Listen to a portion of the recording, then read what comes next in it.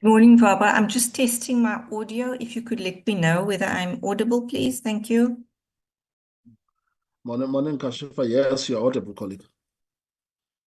Am Thank I you. audible? Okay, thank you. Yes, you are. Thank you.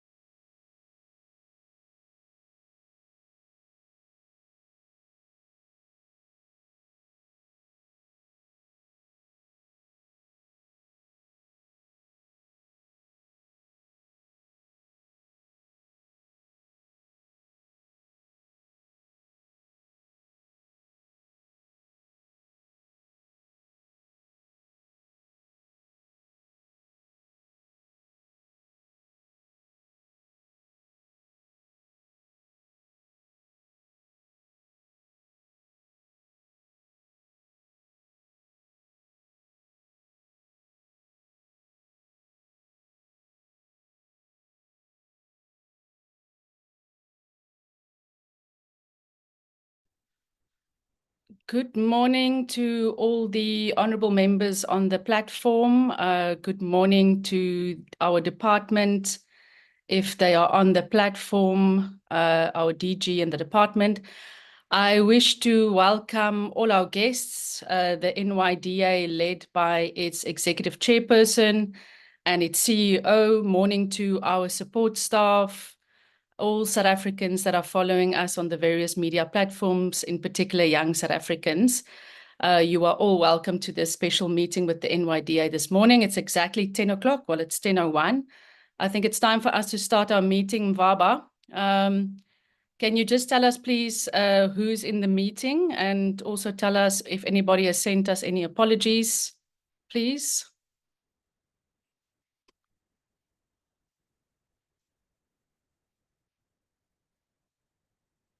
Morning, Chair, and honorable members. Am I audible, Chair? Yes, we can hear you, Mr. Mduizweni. Please continue. Yes, Chair. In terms of the members, Chair, we've got Honorable Chauga Adonis, Honorable Spies, we've got Honorable Kanyile, we've got Honorable Honorable Adams, we've got His Honorable Adams, Honorable Gasa is also here, and Honorable Kawula. The Honorable Peterson as well. I'm sorry, Chair, for this because some of the members keep on coming. So Honorable Peterson is here as well. Honorable Shabangu. Yeah, so for now, Chair, those are the only members that are here. We also have the chairperson of the NYDA, Ms. Luaca. The CEO is also here. But I've also received a message, Chair, from the department indicating that the DDG is delegated to attend the meeting on behalf of the DM. That's what I get it. So, in terms of the apologies that we have received, I received an apology from the minister. She won't be able to attend this meeting due to the cabinet meeting that started at 9. Also, the DM will arrive late, so he has sent the apology for the late arrival. We've got Honorable Letlape, Dr. Letlape, who's attending the PSA meeting. And the members of the NYDA board, Ms. Karabo Mohele, who won't be able to attend the meeting due to a family bereavement, and also Ms. Lebohang Malais, who will join us later, Chair. So far, those are the apologies that I have. Thank you, Chairperson. Thank you so much, our committee secretary, for that. I think at this point, I'm just going to quickly hand over to the executive chairperson of the NYDA to just introduce her delegation and also just to table any apologies if there are any. And from there, we'll go to the consideration of the agenda. Executive chairperson. Thank you, Honorable Chairperson, and good morning to yourself, Chairperson, and the honorable members, board members, the CEO, and the delegation from the department as represented by the DDG. Thank you, Honorable Chairperson, for this opportunity. Just to confirm on our side at the NYDA, we've got board members that are present. We've got the CEO. We have our company secretary. We've got our executive directors, and our acting CFO. The apology, Honorable Chairperson, has been read by the committee assistant regarding the apology from the deputy chairperson who has a bereavement, as well as Ms. Lebohang Molaisi, who indicated that she would be joining the meeting late. So that's the representation and the apologies on our side. Thank you, Chairperson. Thank you so much, Executive Chairperson. We appreciate that information. Mr. Mdumizweni, just in front of us, honorable members, for your attention is our agenda for this morning. It's the opening and welcoming, the apologies, which we have just dealt with, consideration of the agenda, which we are busy with now. We've got two items. We've got a briefing by the NYDA on its handover matters by the board, filling of vacancies, the CEO and the CFO position, and a progress update on redress of qualified audit findings for 2023-2024. And then I will hand over to members for questions and interactions. And thereafter, honorable members, we will quickly take a few minutes just to consider our minutes, and then we will close the meeting.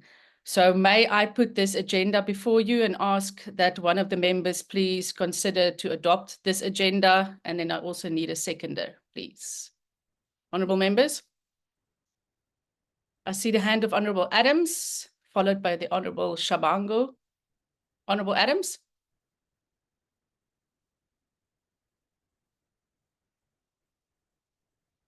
Honorable Adams? Chairperson, and good morning to all on the chairperson. I wanted to move for the chairperson. Can you hear me? I can hear you, Honorable Adams. Your line is it's breaking up, but we can hear you now. Can you hear me?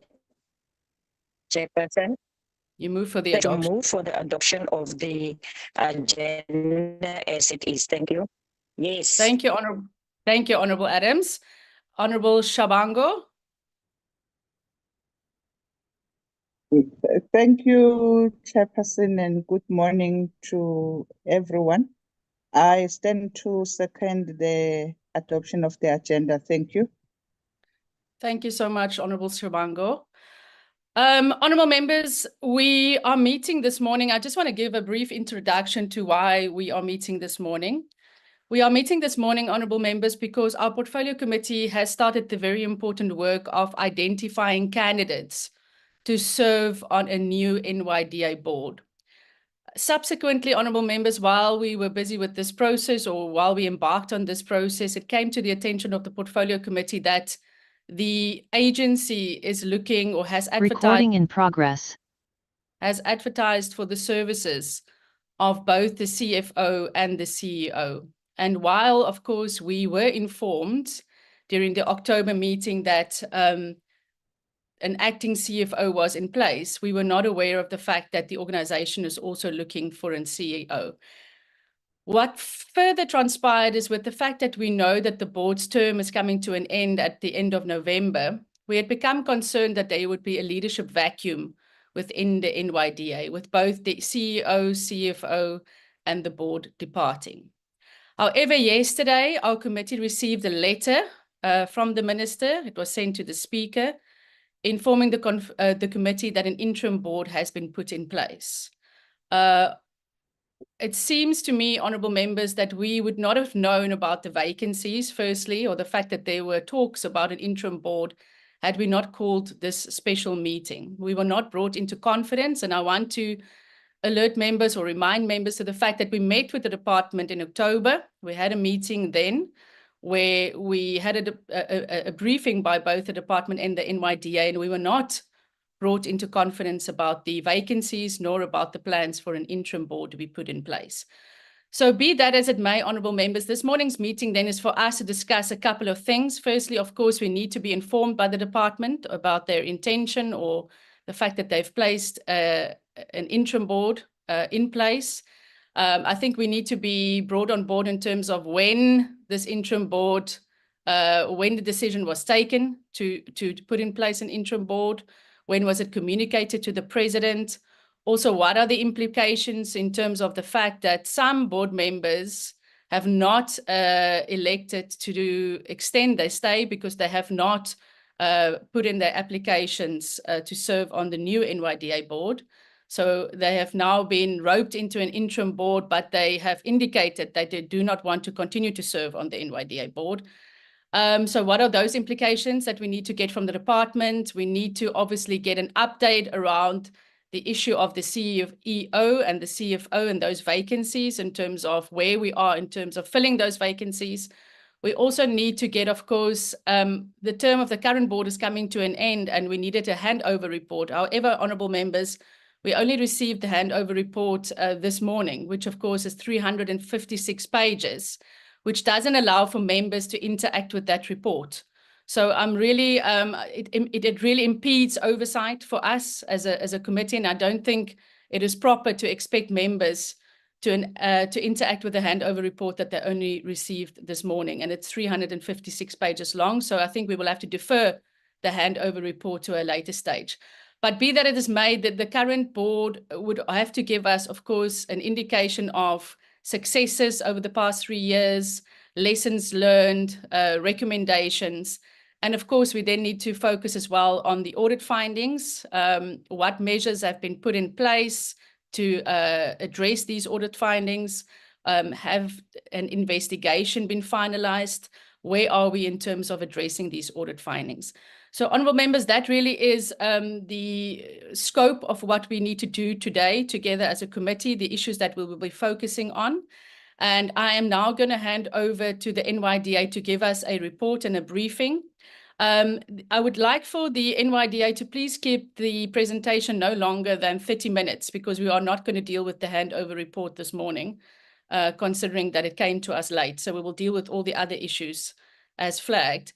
If you can keep the presentation to 30 minutes, I don't know if it will be, I will hand over to you, Executive Chairperson, and then of course to the CEO, but it's over to you. And thereafter, I will ask members to interact with your presentation. Thank you so much. Thank you, Honourable Chairperson, once again. Good morning to the honourable members. Firstly, Honourable Chairperson, let me apologise on behalf of the NYDA. We seemed to have been experiencing challenges in submitting both the presentation as well as the handover report itself. It came to our attention that the committee assistant had not received our reports and presentations, so we had to subsequently attach or send them via WhatsApp because seemingly our emails were not getting delivered. It might have been an error on our side, and we must apologize to the honourable members. But we do take note then that the matter of the handover report will be deferred to the next meeting. But we must just apologize, Honourable Chairperson, but we did attempt to ensure that we submit those particular requirements according to the stipulated time. I think the second part, Chairperson, was the issues on the term of the board. And perhaps just to appraise the honourable members that at the level of the agency, we had sent or written to the Office of Institutions Supporting Democracy, the OISD, which is located in the Speaker's office in July this year, formally informing that particular office that the term of board members as well as the CEO was coming to an end in November this year. That particular correspondence was sent on the 11th of July. And so we would be under the impression that on our side, we would have fulfilled our responsibility insofar as appraising Parliament that the term is ending. And so it wasn't us only submitting now, Honourable Chairperson, but we can confirm that as far back as July, that correspondence would have been sent to the Speaker's office. And I think also, Honourable Chair and Honourable members, both in our reporting, the annual report as well as the APP, we would have indicated to the portfolio committee that the term of the board would be coming to an end as of the 30th of November. So as far as and as best as possible, we have ensured that we appraise the portfolio committee and Parliament by extension insofar as those matters are concerned. But yeah, to get into then the actual presentations, yes, indeed, Honourable Chairperson, we had drafted a brief presentation. Now it would just be 2 matters. which is the appointment of the CEO as well as the audit action plan. Sorry, Honorable Chairperson, can we just get an indication on who is flighting the presentation? Executive Chairperson, I think you can go through the entire presentation as long as you just an executive summary, but just go through all of it. I mean, we will go through the detailed handover report at a later stage, considering that now this current board has become an interim board. But I think I will ask the department to speak to us about the letter that they wrote to us, or to the speaker that was sent to us just after your presentation. But do speak to all the slides, as long as we just keep in mind that you've got 30 minutes. All right, it's 15:15. Thank you, Honorable Chairperson. By 11:15, we would have concluded. So briefly, honorable members, the brief overview is that we would have had an appreciation that there would have been great efforts that have been put in place to ensure that the agency stabilized over the years. And just to appraise the honorable members once again that both the term of office of the Board of Directors and the CEO is coming to an end. And as the chairperson, Honorable Chairperson, has indicated in her opening remarks that a letter would have been received on the appointment of an interim board. Just to apologize there, honorable members, the interim board is 7 members. It's Ms. Asanda Luata, Ms. Karabo Mohale, Ms. Lebohang Mulaisi, Mr. Tulisa Ndlela, Ms. Pearl Pillay, Ms. Alexandra Proctor, and Mr. Avelam Jachubane. It was an omission on our side, but the letter does reflect the seven members that have been appointed as the interim board. Can we go to the next slide, please? All right, then just to indicate, Honorable Chairperson, that the handover, insofar as the board is concerned, that we have gone through a meticulous process of outlining the various activities that we would have undertaken in the last 3 years, as well as making or indicating where key matters are ongoing, as well as providing the necessary recommendations for the new board to take into consideration, and that we had appraised the executive authority, the presidency, as well as Parliament on this particular report. Honorable Chairperson, through you, I'll then hand over to Ms. Mkhize, who will take the honorable members through the next part of the presentation, which is the governance section. Thank you, Chairperson. Thank you, Executive Chair. Thank you, Chair. Good day, Chair and honorable members, as well as my colleagues. I will just give an overview of the governance report. My name is Veronica Mkhize. So from the governance report, Chair, we focus more on the continuity of what was pertinent issues based on what was received from the audit findings. So what the board has went ahead and done is that they extended the contracts of the Audit and Risk Committee for 6 months to enable them to ensure that the implementation of the audit action plan is conducted to the fullest, wherein there were action items that were outstanding that needed to still be reported upon. And since the Audit and Risk Committee does an oversight on the implementation of those action plans, that is why the board had to extend it for the next coming 6 months to ensure that all the action items are covered and that the agency is able to redeem the audit outcomes that were received for the FY 2023-2024.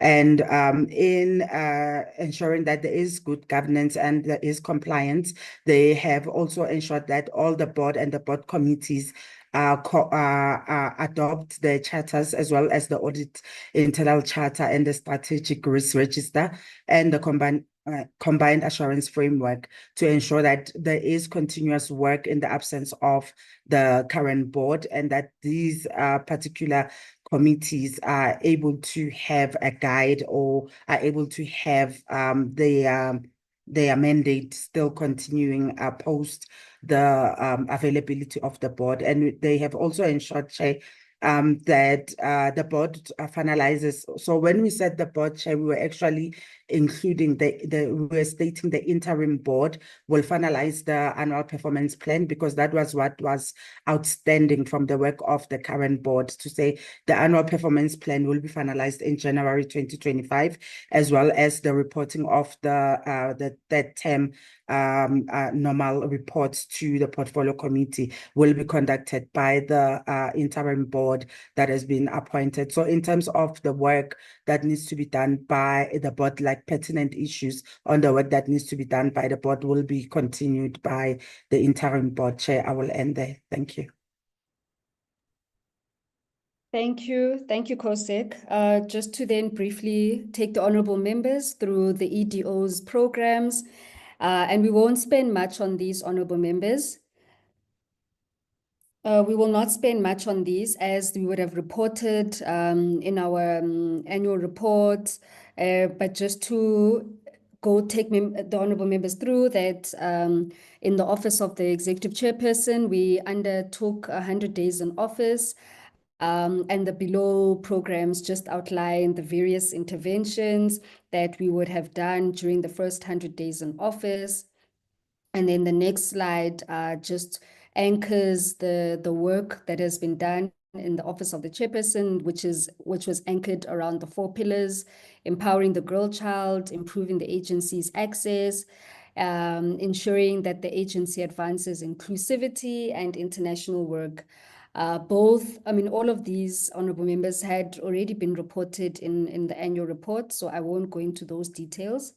To move then over to the deputy chairperson, there's just a brief overview on the investments that have been undertaken in the deputy chairperson's office, that are underscored by ensuring that we have access to global markets and entry to emerging markets, access to funding and investment, economic diplomacy and global engagement, enhancing regional integration and strengthening partnerships.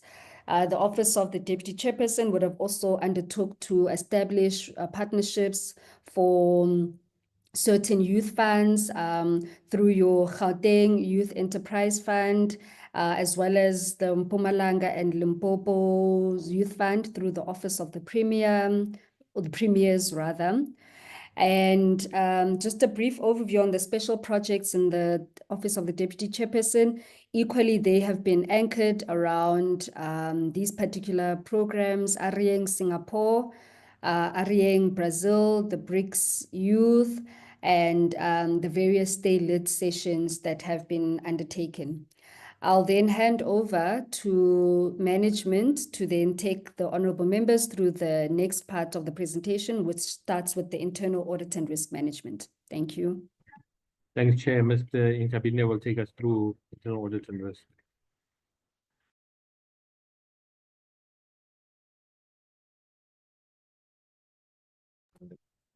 Thanks, CEO, and greetings, members of the Parliament and our colleagues.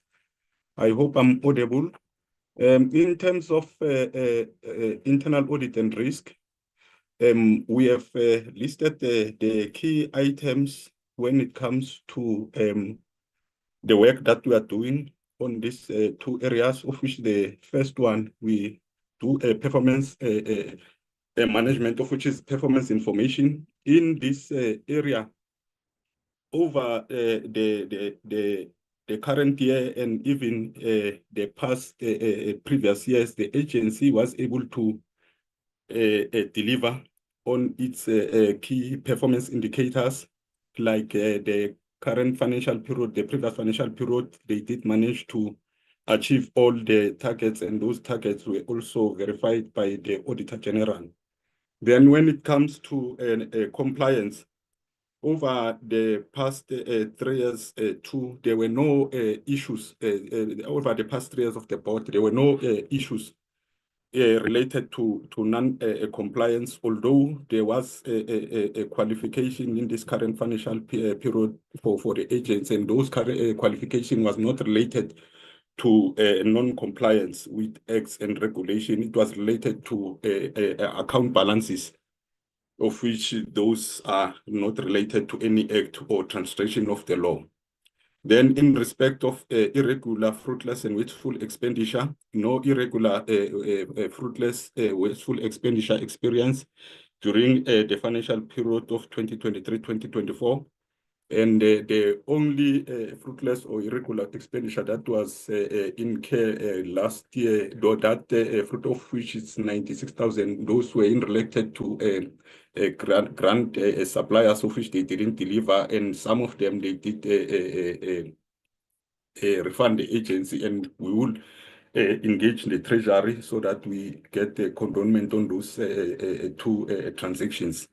Then the risk management, the agency did embed risk management work through its all structures, of which those are the committees of the agency, as well through its programs and products, so that at least if there is any risk issues, those risk issues are identified and control measures are implemented so that we also monitor them on a daily basis, that those risks, they don't materialize and impact the agency negatively. Next slide.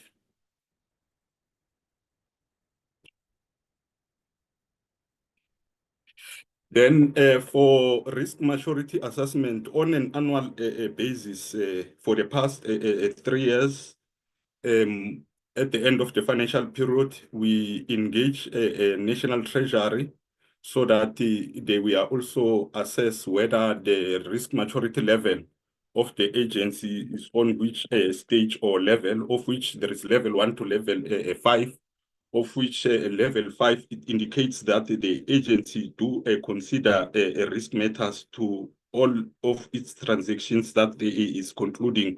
And so when we perform that assessment towards the end of the financial period, the assessment results, they put the agency at level 5. Then in respect of audits, the agency adopted the risk-based internal audit approach, of which they prioritize all high risk areas that they will be evaluating them on a yearly basis, and those minor ones, they will also evaluate it as and when the main audit areas or high audit areas have been audited. And this is also supported by the detailed action plan for queries raised throughout those audits findings, whether they emanate from the Auditor General's report or they emanate from internal audit reports. And those detailed action plan from management, they are also monitored by the risk and internal audit unit on a daily basis and reported such on monthly meetings with management. Thanks to you. Thanks, Mr. Nkambinde. Chairperson, Ms. Nzimande, who is the acting CFO, will take us through the finance report. Thank you, CEO. Thank you, CEO. Good morning, Chairperson. Good morning, members, honorable members. In terms of the financial services report, the NYDA has no material irregularities, nor irregular or fruitless and wasteful expenditure. During the board term, the long-term legacy matter of the loan book was closed in accordance with the legislative prescripts in terms of the PFMA. The NYDA achieved a clean audit outcome, meaning an unqualified with no material findings for the 2021 and 2022 financial years, as well as 2022 and 23, and a qualified audit with findings for the 2023-2024 financial year. Step being taken to resolve the qualification will be presented in the audit action plan section. National Treasury has tentatively confirmed the continuation of the funding for the PYEI, including the NYDA component of the National Youth Service. The financial services report ends there. Thank you, Chair. Thanks, Ms. Nzimande. Chairperson, Ms. Mafikituma, the Executive Director for Corporate Services, will take us through the next set of slides. Thank you so much. Good morning, Honorable Chairperson and honorable members. Just briefly in terms of communication, there are 3 tiers approved in terms of the structure. Those to address the rising need in a prominent voice within the youth development sector. Just to name, the first one is PR and marketing, basically to improve our reach and visibility. The second one is internal communication. This is about circulation of the information internally within the organization. And lastly, engagement. This is to basically absorb stakeholder engagement and action thereof. If I can move next to the next slide. So for the past 3 years, we have been anchored on positioning the NYDA as an agency that links young people with the next opportunity, with opportunities. So this would be through funding, schooling, mentorship, employment, and business support. So it is important for the agency to use its access to stakeholders with an aim to provide young people with access to opportunities which are not limited to the NYDA products and services.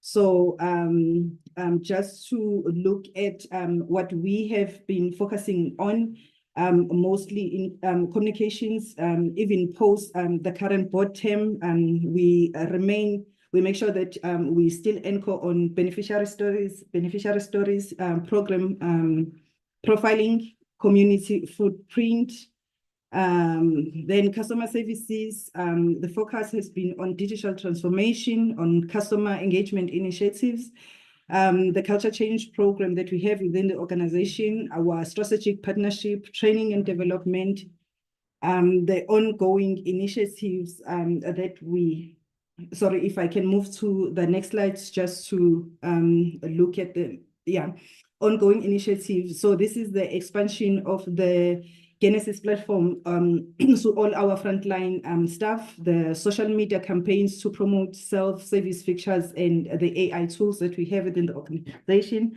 A future enhancement, we're looking at development of service level agreement between departments to improve resolution times, streamlining the application process to reduce delays and enhance customer satisfaction.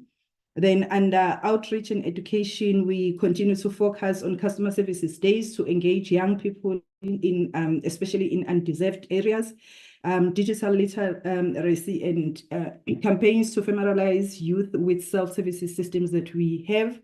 And under operational improvements, we addressing staff constraints by increasing agent capacity and proactive use of our ERP data just to coach and guide customer services. Moving over to HR and legal services. So over the years, NYDA has maintained a harmonious working environment and maintained good relationship with staff, including organized labor, offering incentives where possible, and we have been enforcing discipline where it's necessary. So in terms of the vacancy rate, it has reduced under 10% during the term of the board. So we're referring to the past 2 years. We note that we have reported on the third quarter that it has increased and is sitting above 10%. The legal services has been insourced. This is to reduce reliance on external legal counsel. We had a skills audit that was completed in 2023 with ongoing effort to address any skills gap that were identified through various training initiatives that we have implemented, that we have put in place. The NYDA has also implemented the culture alignment project. There was a first phase where there was a leadership session, there were employee focus groups and a culture conference that was held. And those resulted in plans for leadership leadership development training, communication improvement, and implementation of a culture craft network. The NYDA over the past years have been awarding bursaries, 98 that were awarded, 98 employees that were awarded in 2022, 82 in 2023, and 93 employees were awarded bursaries in 2024. Can I move over to the next slide? Then in terms of the under learning and development, recently we have rolled out an e-learning within the organization. We call it LMS. So that was launched in September. This is basically to enhance employee skills. And then we have issued licenses. Currently, we have 300 licenses that has been issued to staff, and they are busy with the e-learning. There are ongoing training initiatives, including leadership development program and digital skills enhancement programs that have been put in place. The internship programs that is currently running, this is a new internship cohort. It's a 24-month internship program where 23 with 23 interns has been recruited. This is in collaborations with UP, and we do have other partners, including PCTA. Culture enhancements. This is a culture craft network. This is a continued development of internal communication and leadership training just to strengthen the organizational culture. I'll stop there. Thank you.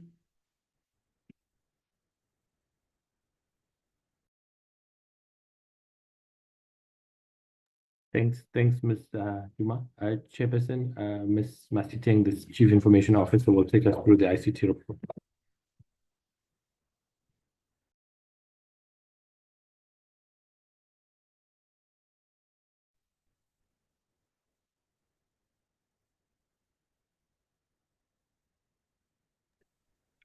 Please proceed.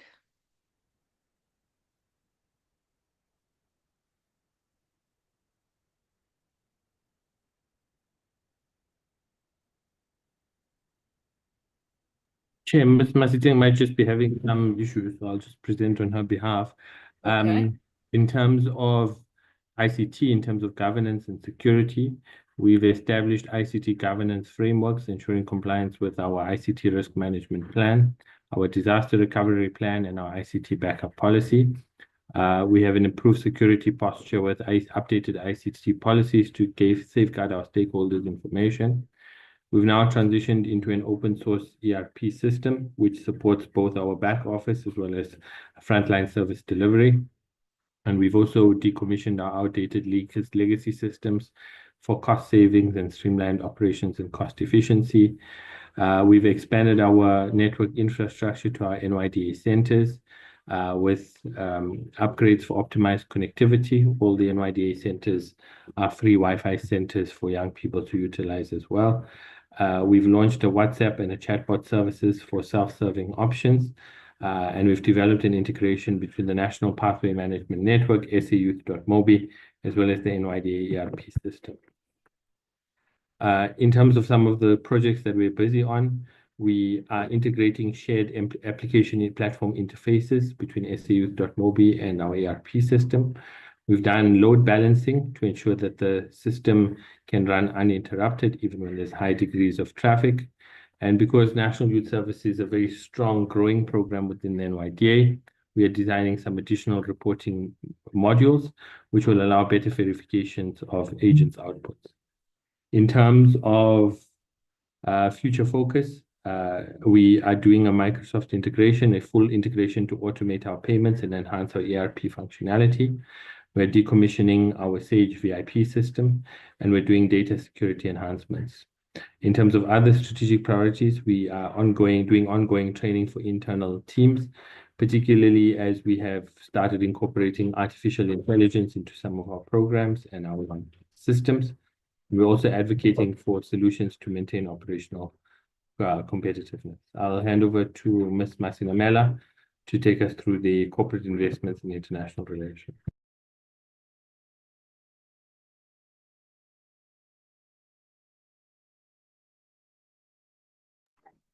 Thank you, CEO.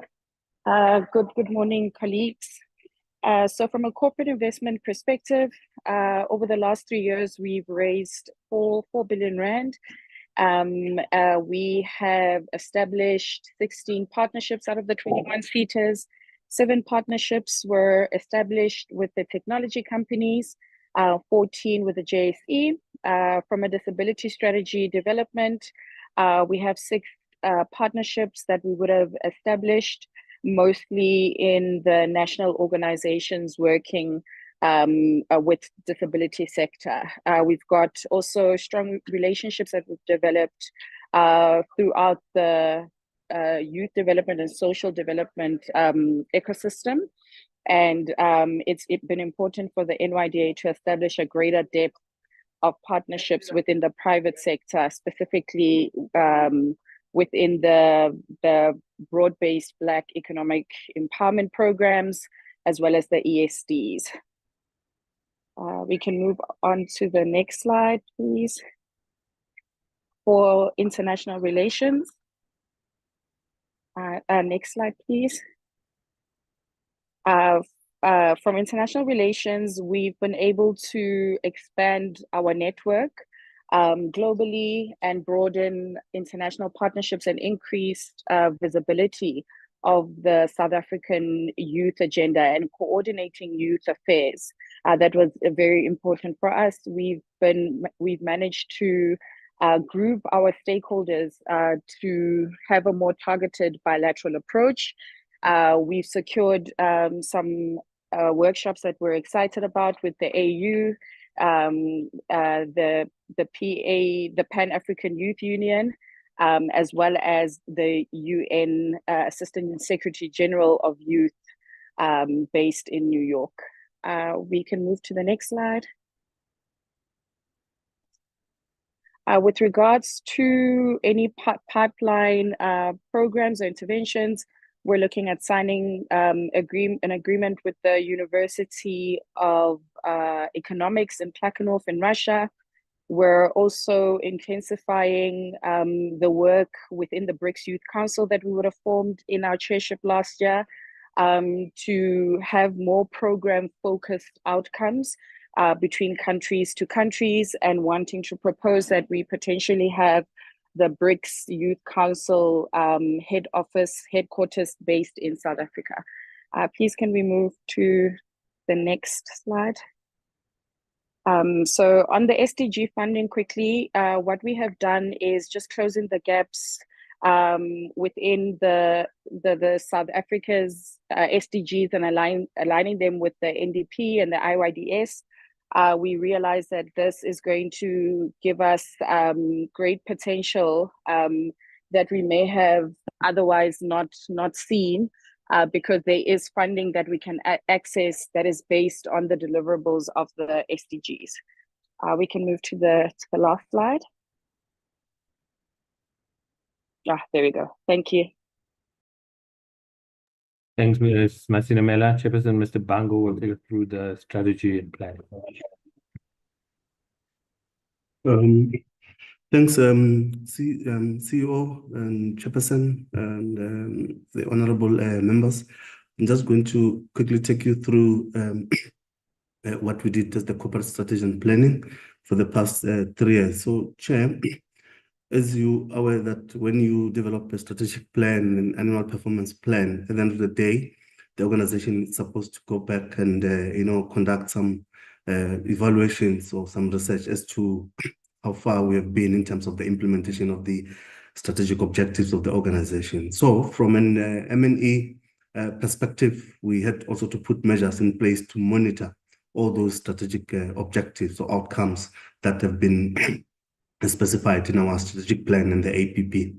So these are some of the impact assessments or evaluations that we did in the past 3 years as the NYDA. The first one was around presidential employment stimulus, which I think this was one of the key initiatives that the president introduced immediately after COVID, to try and assist young people in terms of employment opportunities, so that they should not be continue to be, affected with the effects of COVID-19.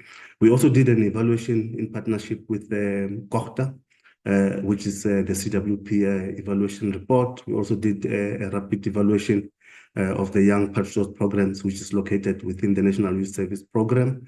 We also did an impact assessment for Youth Micro Enterprise Grant Relief Fund, because here, immediately after COVID, we realized that from the cohort of the young people that we are funding on the grants program, most of them might not be able to sustain their businesses due to COVID, but we had to, come up with some kind of a support for them so that the businesses can be sustainable. So we went back and did that assessment where there was a quite engagement with them.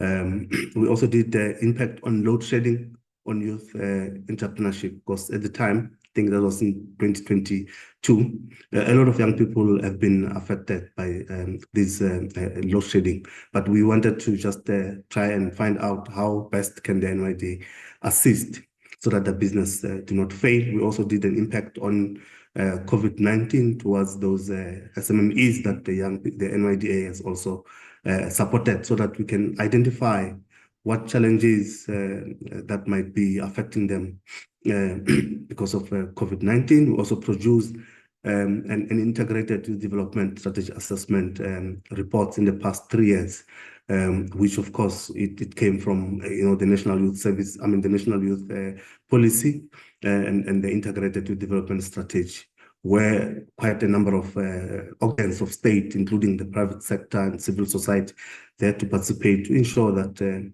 youth development across the country is being implemented.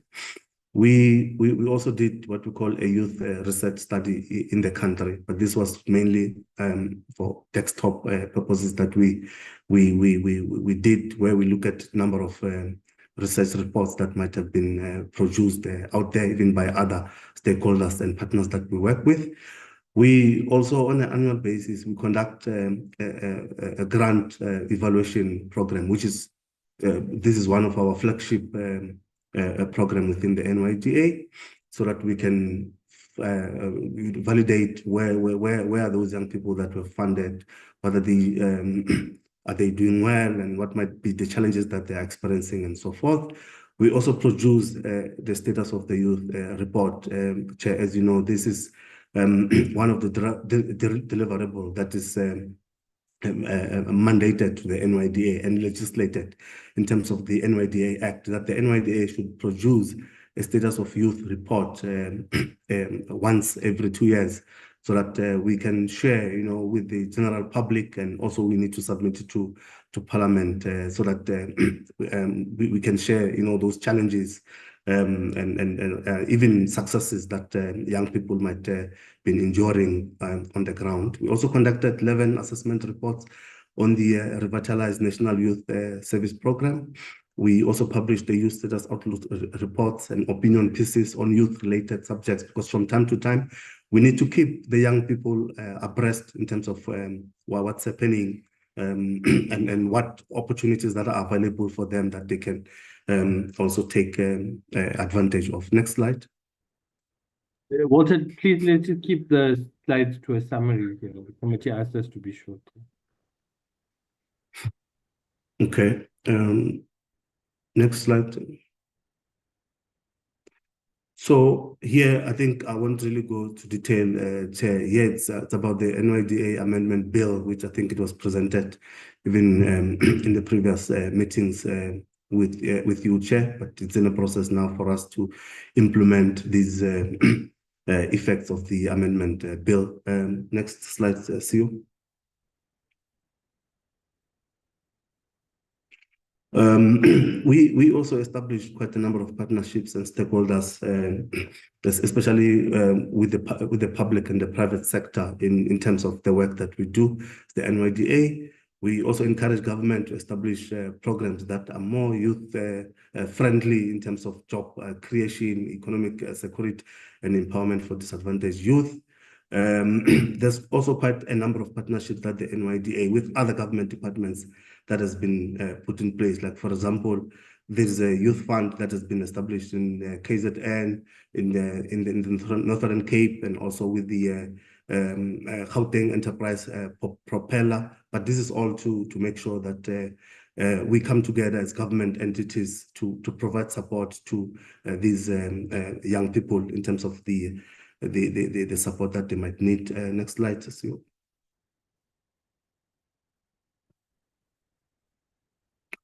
I think also around the issue of the disability strategy, the NYDA, I think in 2021, when the board just came in, we then developed a disability strategy because we felt that it's very important for us to begin to include young persons with disability in the products and services that the NYDA is affording. There's quite a number of commitments that each and every division or program within the NYDA had to make sure that there are specific targets that have been set aside, but also to make sure that there is a budget that has been set aside to provide these young people. Next slide, Sue. I think this is around the status of youth report. I think I've alluded to earlier on, CEO, to say this is as per the NYDA Act, that the NYDA once every two years, we need to produce this report. It must be tabled before Parliament and submitted to President, and of course, which we have since submitted to the department so that they can process this report to be submitted to Parliament. But this is also a very, very important report that the NYDA has produced, because it provides a sense in terms of what are the issues that young people are being affected on a daily basis, and what is it that we need to do. But well, of course, in developing this report, we work together with Stats SA. Thanks, CEO. I think the report ends here. Thanks, Mr. Bango. Ms. Makaula, the Executive Operations, will take us through this report. Thank you very much, CEO. Thank you very much, Chairperson. The next set of slides will be focusing on the key areas that the NYDA is implementing on, which is entrepreneurship, jobs, and the National Youth Service. We decided to just look at, take you through an overview of the number of young people that we've impacted across all programs, which is around 450,000. A number of young people that we have supported, that is youth with disabilities, just over 4,000 over the 3 years. Young people that we supported to start their own business over the 3 years was sitting at over 6,000. Number of young people that we've trained over the years, this includes technical skills and those young people that we've trained in terms of soft skills offering at the NYDA, just over 200,000. And one of our biggest flagship programs in the NYDA, which is the National Youth Service program, we've managed to have over 70,000 young people that would have participated in National Youth Service, and we would have transitioned just over 15,000 of those young people into different meaningful opportunities. This would include jobs, entrepreneurship, and those that would have been interested to advance into higher education. Last but not least, we do have capacity building program. We do have a program focusing on civil society, and we have a database of just over 1,000 NPOs that we maintain and support. And the next slide just speaks to key achievements, which I will not really look into. Next slide, CEO.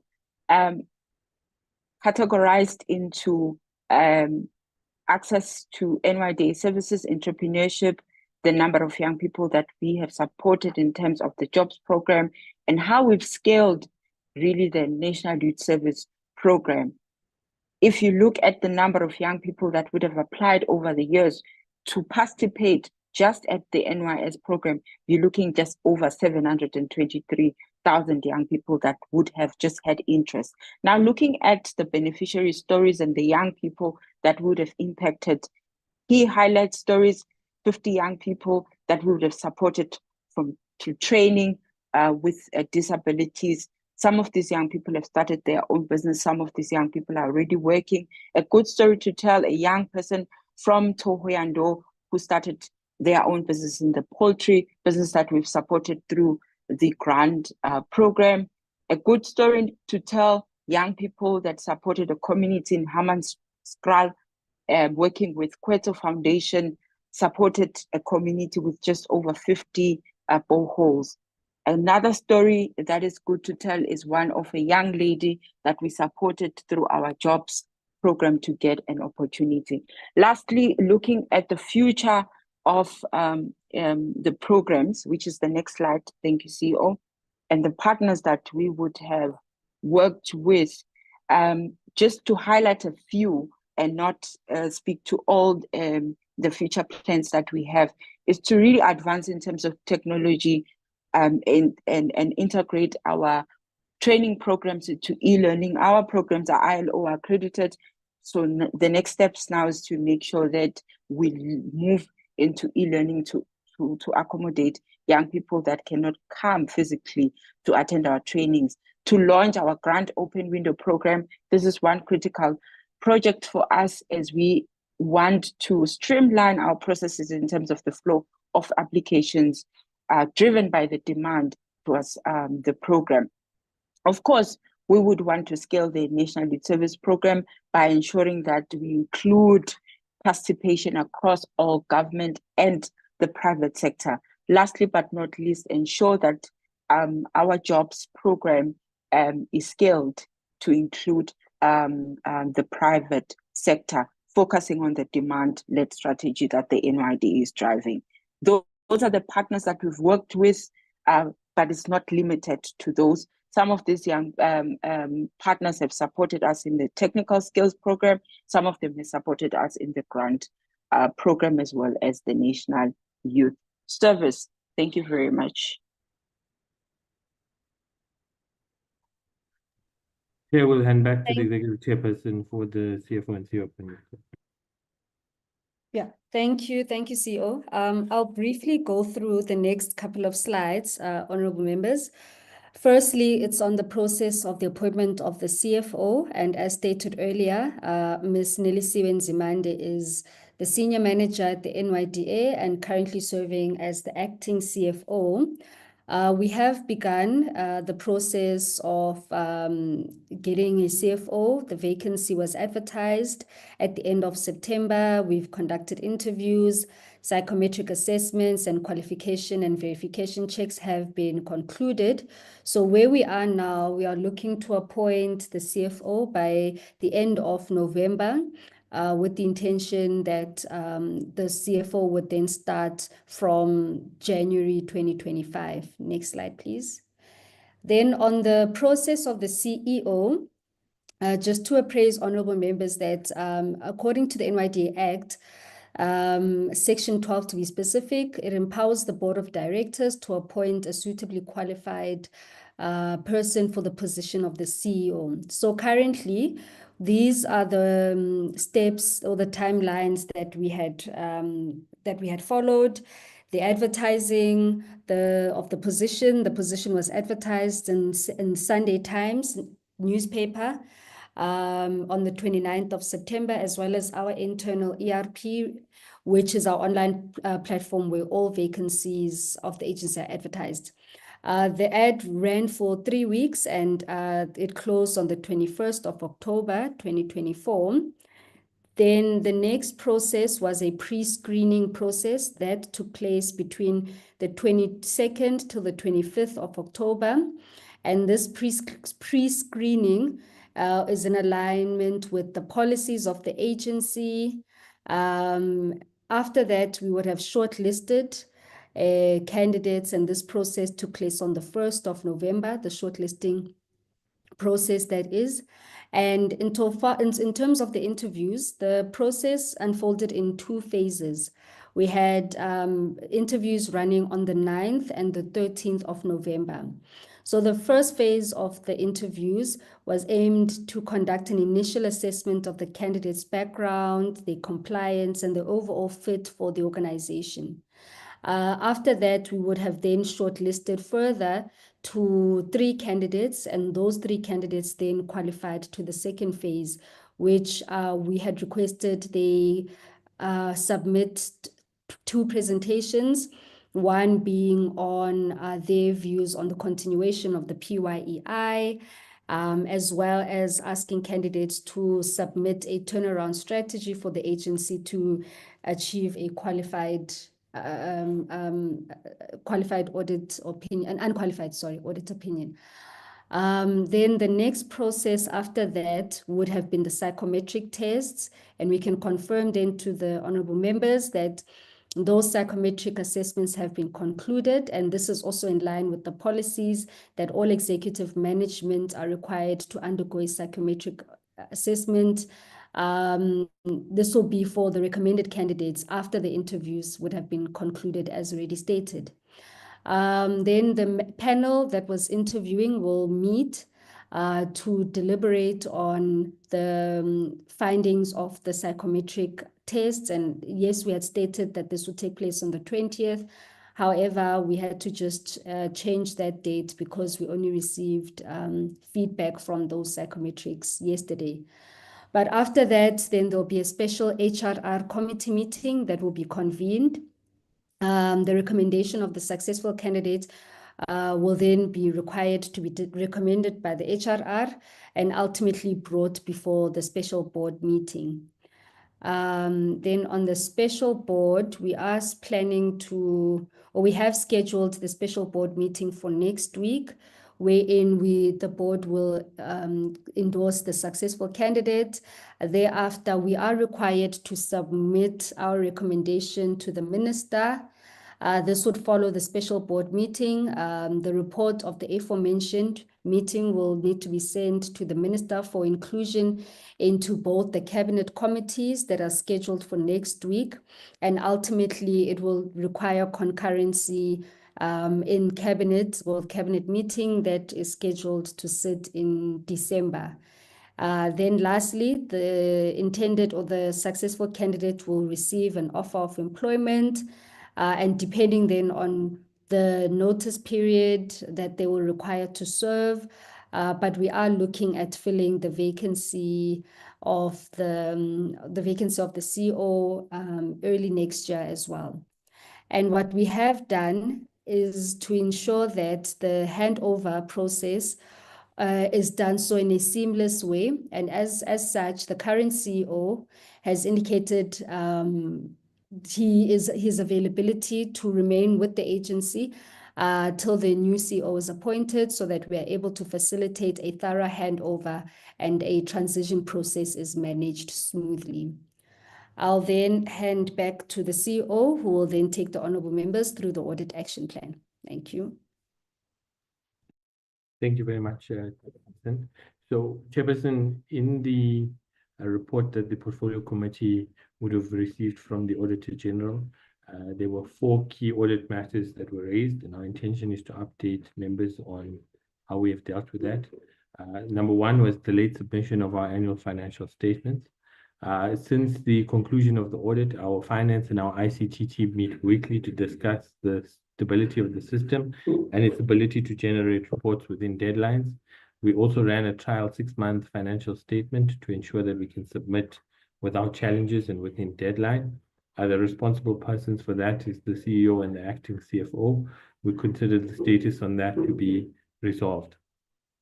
The submitted financial statement contained misstatements that were then corrected, with the exception of payables, which ultimately resulted in a qualification.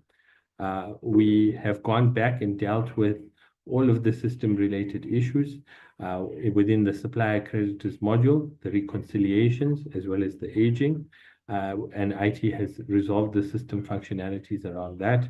We have weekly meetings to monitor progress and resolving issues, and the verification of the corrected control deficiencies are being audited by internal audit on a live basis. We then went back as we'd committed and have done a full manual and system reconciliation to correct the underlying issue.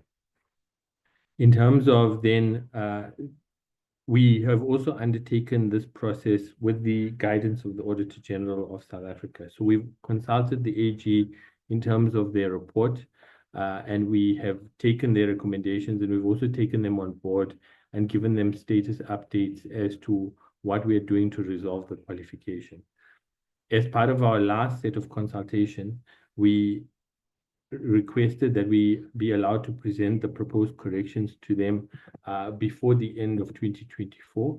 And the AG then briefed us that the best way for them to audit the correction will be during an interim audit, which they will conduct in January 2025. The responsible persons for this is the CEO and the acting CFO. The status is in progress with a planned resolution date of 31 January 2025. There was then an audit matter of insufficient checks and balances to ensure that the financial modules correctly migrated from the old system to the new system to ensure that information is complete and accurate. The data migration report was corrected to include the amended number of records and address all of the deficiencies that the AG has noted.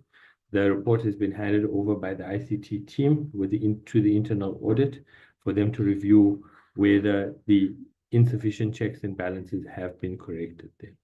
The responsible persons for this are the CEO and the Chief Information Officer. The last matter raised by the AG that was material in nature was the filling of the vacancy of the CFO, as presented by the Executive Chairperson of the Board. The appointment is now at its final stages.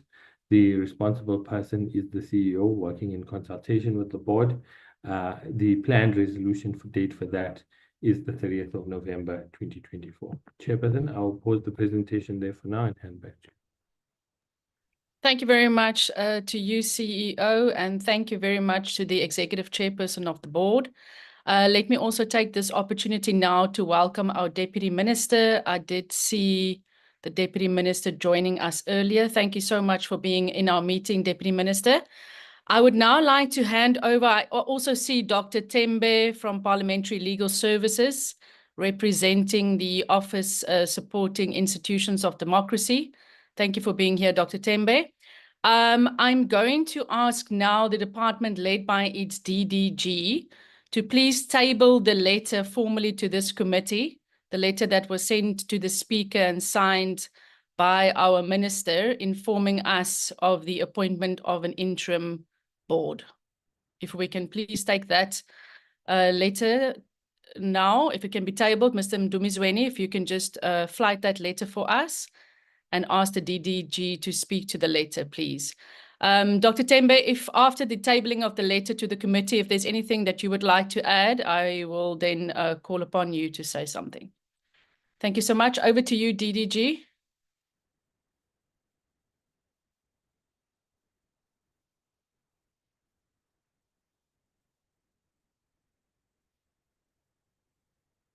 Thank you, Chairperson. Thank you, Chairperson.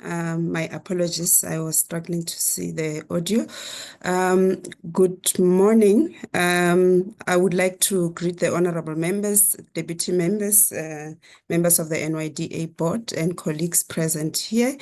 The letter that is displayed here is the letter that was forwarded by our minister yesterday, on the 20th of this month, a day before yesterday, to the Speaker of the National Assembly. A similar letter was also forwarded to the chairperson of the NCOP.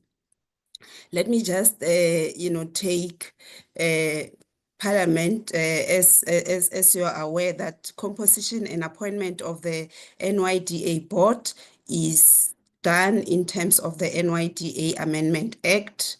And, the current board was appointed by the president in 2021. And the term of the current board is actually ending on the 30th of November. And we are all aware that the process of appointing the new NYDA board commenced when the minister, as the executive authority in charge of the NYDA, informed the Speaker of the National Assembly and the chairperson of the NCOP of the impending end of office of the current board, and also advising that they should actually start the process of appointing a new board.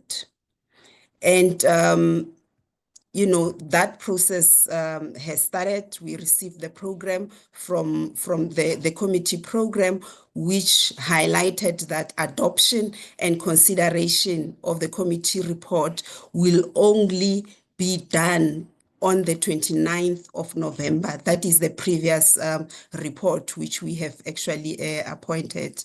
And then given that there was clearly going to be a delay in the appointment process, the minister, as the executive authority of the NYDA, recommended that the president appoints the interim board of the National Youth Development Agency in terms of the NYDA Amendment Act number 11 of 2024, section 9(8)(c), which provides that where the board no longer correlates due to vacancies resulting from mass resignation, or there is anticipated delay in the filling of the vacancies of the board, the minister shall recommend candidates to the president for appointment of the interim board. And based on that, the minister then recommended that the current board should serve as the interim board of the NYDA. And then the minister wrote to the president, and the president has since approved that the interim board of the NYDA be appointed. And to take the matter further, the minister wrote individual letters to individual board members of the NYDA on the 20th of November. And then at the same time, the minister also wrote the letter that is displayed on the screen to both the Speaker of the National Assembly and the chairperson of the NCOP on the 20th of November, informing them of appointment of the current board. So that is where we are, Chairperson, with regard to this matter. The intention was to make sure that there is no vacuum and to ensure that the agency continue to have the accounting authority in place whilst we are awaiting Parliament to finalize the process of appointing a new NYDA board. I thank you. Thank you so much, DDG. I want to ask whether Dr. Tembe, who has been supporting this portfolio committee, he also represents the Office of Institutions Supporting Democracy. If there's anything that Dr. Tembe would like to add at this stage. Thanks, Chair, and good morning to honorable members and colleagues and department officials. I've just read the letter, but on a more, I'll say, prudent side, I think I'll say we'll delete from the speaker's side because I'm having serious qualms concerning the letter, but the department definitely will get a response from the speaker, as will advise the speaker accordingly. Without actually elaborating on what are the issues. But if the department has got its legal advisors, definitely they know that actually there are some shortcomings in terms of the letter and the processes that has been followed. I can just surmise it that way. Thanks, Chair. Thank you, Dr. Tembe. And I just wanted to clarify because the executive chairperson of the board had indicated that a letter was sent to the Office of the Institution Supporting Democracy. I just wanted to check whether that letter was received on your side or whether it needs to be resent for record purposes. Thanks for reminding me on that one, Chair. I cannot confirm. I tried to check with the PA of the executive director or the divisional manager. Said to me up to now, she doesn't recall, it's not on her file. Maybe they can assist us with resending or refinishing us with that correspondence. We'll appreciate it. Thanks, Chair. Thank you so much, Dr. Tembe, and thank you for also being part of the meeting today. Honourable members, it is now your opportunity to interact with both the NYDA report and the letter that we have received from the Speaker's office, written by the Minister, indicating that an interim board has been appointed. You did hear the comments of Dr. Tembe as well. So please can I take hands now of members wanting to interact with this report or both reports?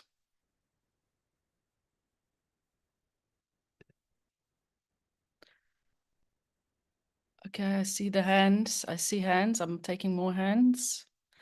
Honorable Tsotsetse, I also wanted to just say in our previous meeting, we did formally welcome you. I did receive the ATC to inform us that you have been formally appointed as a permanent member of this portfolio committee, so we welcome you. You will also be the first person to ask questions, followed by Honorable Kanile, followed by Honorable Spies, followed by Honorable Adams and Honorable Mabel, in that order for now. Over to you, Honorable Tsotsetse. Thank you, Chairperson. I also would have welcomed you in your election as the chairperson, because I was part of that meeting, if you remember. Honorable Member. Now, I'm not a firm believer of the extensive interrogation of the closed-out reports because the process, to a large extent, will not bear much of the result. This is the report of the entity that says that we have done 1, 2, 3, and we have been able to achieve this, and this has been our setbacks. And I think really it's a report that it will be more important for the incoming structure to then say, this is the institutional memory, and then how do we then take the pattern moving forward? What I would have wanted to check with the agency, as per the report, I think it was presented by the chairperson when she said that the current CEO would have agreed to stay on despite his contract having lapsed. Is that permissible legislatively? I think I would have just taken interest in that point to check if that is permissible legislatively, so that you don't then create problems for the entity. If it's permissible, that is fine. I think when it comes to the letter, I would say that if the committee may need to maybe source its own legal opinion on this matter. For me, where I'm sitting, it would be reflective of proactive leadership on the part of the minister to say that we can't allow a vacuum in an entity as important as the NYDA. It would also, if that was to be allowed, it would be reflective of the clumsiness of government, of course, with circumstances that surround the whole thing that has led to Parliament acting quite late on the question of processing the advert of the board and so forth. But I think that from a layman's view, it comes across as a very proactive thinking on the part of the minister to initiate a process which legislatively she has the right to do so. I think we must just check as to what then becomes the legal opinion that is given to the committee. So I'm not sure, Chair, now that the speaker will also get legal opinion on this one. I'm not sure if that would not be double dipping, but I think that we also ought to have a legal opinion that gives us a position that says how do we then receive this. But from a face value level, I think this was proactive thinking on the part of the minister. Thank you very much, Chairperson. Thank you so much, Honourable Member. Can I ask Honourable Kanile to now take the platform, please? Thank you very much, Chairperson. Greetings to you, Deputy Minister, the colleagues and everyone that is in the meeting. First of all, I'd like to indicate that I acknowledge the report that we have received from all the departments the letter as well as the presentation from the NYDA. What I want to indicate, Chairperson, is that on the 18th of October, we had an outreach program that was organized in my constituency in Lekwa. It was very successful. It was led by the CEO. And I want to express my gratitude for the level of professionalism that they displayed and how it was actually rolled out, number one. And secondly, I have been getting a number of reports from young persons indicating that they are getting some assistance and others are already attending training. So I am hoping that going forward, we are going to have another event where we do a follow-up on that event. Chairperson, coming into the report, I think there's few things that I have noted where one of the speakers was speaking on the issues of successes. They then mentioned the successes in Thohoyandou, Hammanskraal, where business starters or entrepreneurs, they receive grants from NYDA. And I've also noticed that they've mentioned that one young person was placed in an employment environment. I think going forward, what I would like to see happening is an indication of how many people in the current year or the current term that is presented to us were given grant, and how many young persons were actually placed. Because what I have noticed is that in each and every presentation that we are getting, there'll just be one name that is dropped. In the last presentation that we received, that somebody was mentioned from Gauteng, I remember also raised an issue asking the NYDA if they are reaching out to the persons in the rural areas. And I don't remember what was the response, but I think it would be better that we be given a detailed presentation in terms of the number of applications that they have received and the number of young persons that they have reached out to. It will enable us to be able to monitor if we are actually in a position to assist young persons. And they also spoke to issues of persons with disabilities. I also have the same comment when it gets to that. I'd like to know how many persons with disabilities have been assisted. It would be proper if we attach a number to that instead of just saying they are working on ensuring that young persons are getting assisted. I feel that is not enough. Coming to the issue of the letter, Chairperson, I think we may need to wait for the legal opinion that is going to be given to the Speaker, considering that that legal opinion will be coming from Parliament. It would mean if we also approach the legal department in Parliament, we are going to be given the same reasons. And I'd also like to share the same sentiments that were expressed by Honorable Tshetsi, that if the current CEO is expressing his availability and that is not in contrary with the processes of Parliament, maybe that is something that we need to seek clarity on and move in that direction. Thank you, Chair. Thank you very much, Honorable Kanyele, for your inputs. Honorable Spies.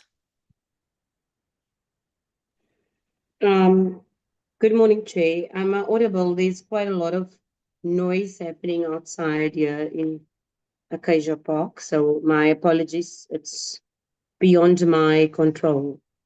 We can hear you clearly, Honorable Member. Okay.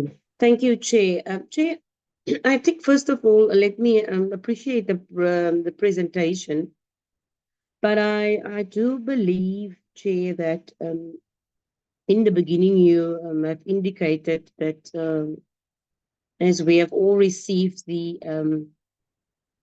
350 odd page detailed handover report, that we will discuss that at another meeting. And I have just gone through the report, or some of it, whilst we were in the meeting now and listening to the presentation. And there's a lot more detail that I see within that particular report. I do believe that in preparation for the new term with the incoming NYDA, that I would strongly recommend that we as a committee, obviously thoroughly examine and discuss the detailed handover report, because I do believe, Chair, this will enable us to gain a much more deeper understanding of the current state of affairs and make informed decisions moving forward. Then, Chairperson, I'm very deeply concerned about the discrepancies raised with regarding the email sent on the 11th July to the OSID. It is unacceptable that there are conflicting views on whether the email was received or not. And I would like this to be clarified because the chairperson of the NYDA, very openly and confidently stated the dates, everything, when it was sent, and that it was on record. And then, the legal advisor then tells us that they don't have record of that. That is just an unacceptable situation. We're talking about a correspondence that was sent already in July. Surely by now we could have ascertained whether that has been received or not. Then on the letter, excuse my ignorance, and maybe because I'm not an expert legally, but with the minister within her legislative responsibilities has obviously followed the process that she had. And I hear that, colleagues are talking about a, legal opinion, yourselves as well. And I want to just get an idea, a clarification on the fact that, is it so that indeed that is what I'm getting, that we are questioning all of that, or is it not so, or am I totally getting it wrong? And as far as I said, the handover report is concerned, I want to, reserve my comments on that. I think it is a very comprehensive report, but I do think one needs a bit more time with that at this stage. Thank you, Chair. Thank you so much, Honourable Mabel, and then Honourable Chauke Adonis. Thank you, Comrade Chair. Thank you, Honourable Chair. No, it's fine, Comrade Chair, it's fine. Yeah. Thank you, Honourable Chair. Honourable Chair, what I want to know, it's about the appointment of the CEO. What I want to know is that why was the position of the CEO not advertised early? If that was done deliberately, what was the motive of doing that? Secondly, I want to know on the empowerment programs. I think we don't have to be generic here because all the reports, they just generalize. What I want to know here, how many youth have the department empowered, especially persons living with disabilities and youth from rural areas? And where exactly in the country, specifically where in the country? When they say maybe we went to rural areas, we managed to cover the rural areas, where specifically in the country? And what else? Yeah, when coming to the empowerment of the youth, why I'm asking, because really it seems as if, Honorable Chair, the youth from the rural areas are not really catered for, especially even the youth from people who live with disabilities. Really, if they tell us here that they've covered almost 50 youth people, in that youth, in this number, they don't stipulate exactly 50, where does it come from which areas? Rural areas, urban areas, and how many females, how many disability people who live with disabilities, how many people from rural areas. We don't get that from this report. When coming to the letter, Yeah, I do agree with the honorable members who are saying a legal opinion here really it's needed, because we don't know others. We don't know whether is it allowed the extension of the board, is it allowed? Because here I see the minister writing letters to different to the individual members of the board. It means that that's an extension of the board. Is it allowed?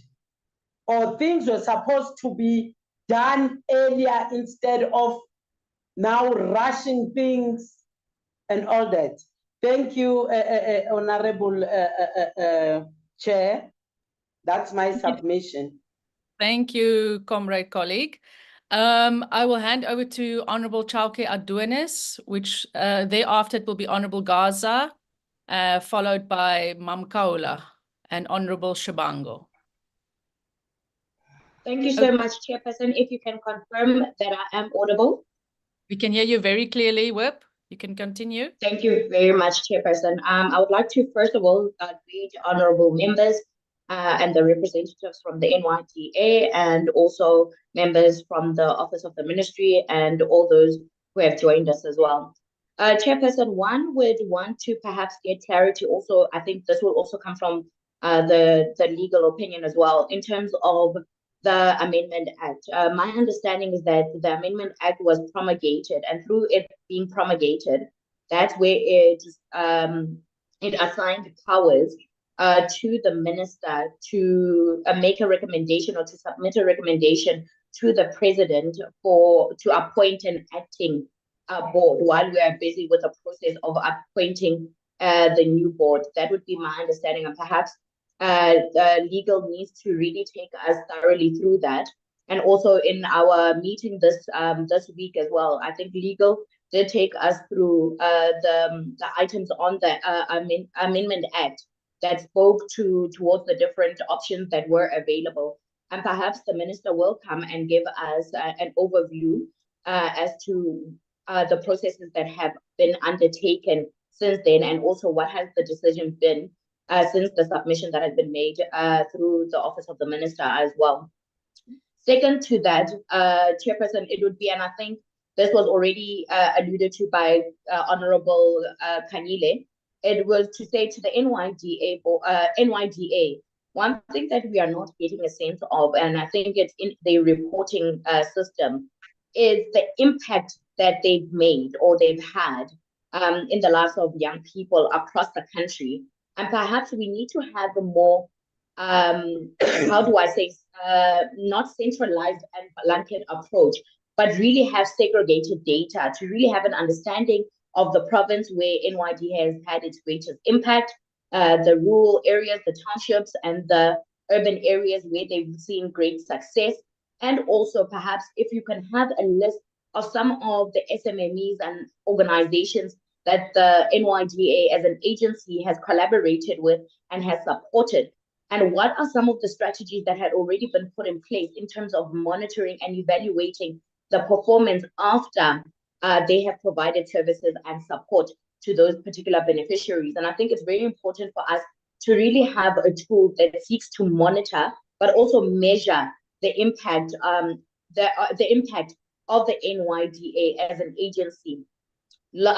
Second to that, Chairperson, one would also want an understanding, and I know we received the report very late, and one would say it is unacceptable that as a portfolio committee, we are receiving quite an in-depth and extensive report of this nature at the 11th hour, but it has been explained as to what has transpired.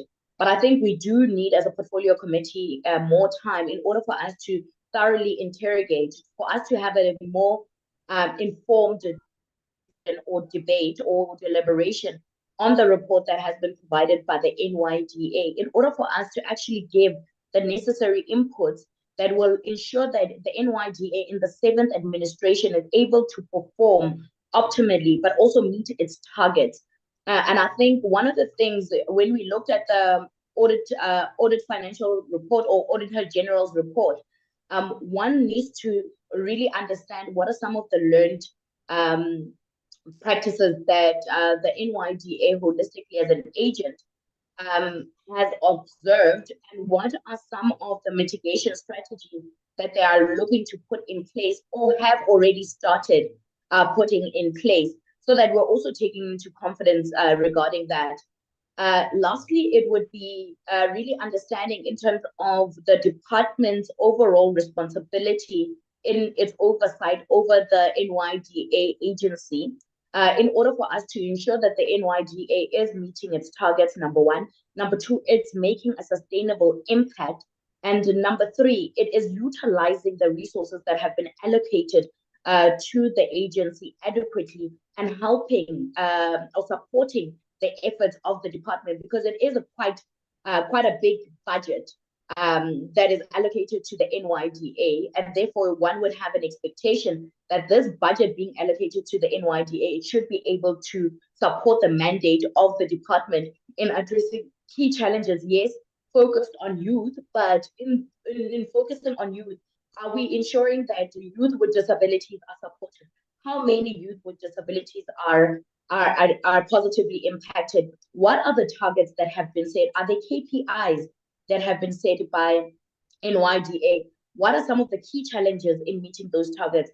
Young women, what are the KPIs the same going forward? So I think we need to really understand. And lastly, sorry, Chairperson, it would be the collaboration that comes outside of the Department of Women, Youth and Persons with Disabilities in terms of NYDA with other institutions in meeting its mandate. And I think that needs to be clearly articulated.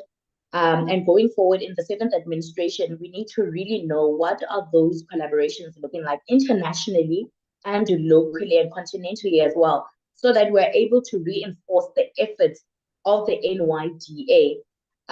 So Chairperson, that would be my input. And lastly, not even lastly, on what I've just said now, I know that we've got the Economic Township and Rural Development Plan.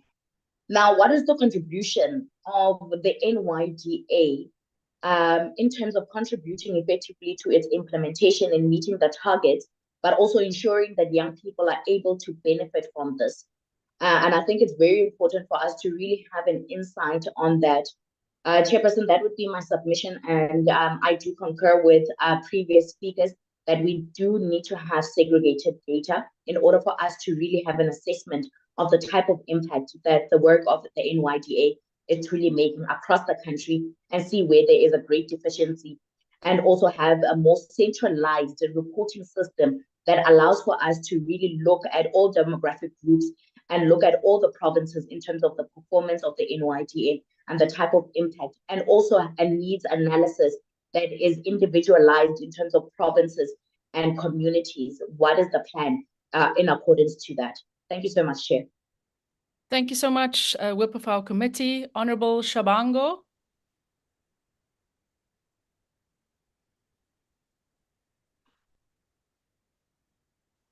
Honorable Shabango, it's now your opportunity. Thank you, Honorable Chairperson, and let us also appreciate the report that has been presented. Chair, I must indicate that I'm almost covered by the other speakers, but also to add a voice on the letter, because on the report, I must be honest, I'm covered in the sense that I'm just looking into, it's just a week to the end of the NYDA term of office. And yeah, the contributions, the comments, it will be in preparation for the following term.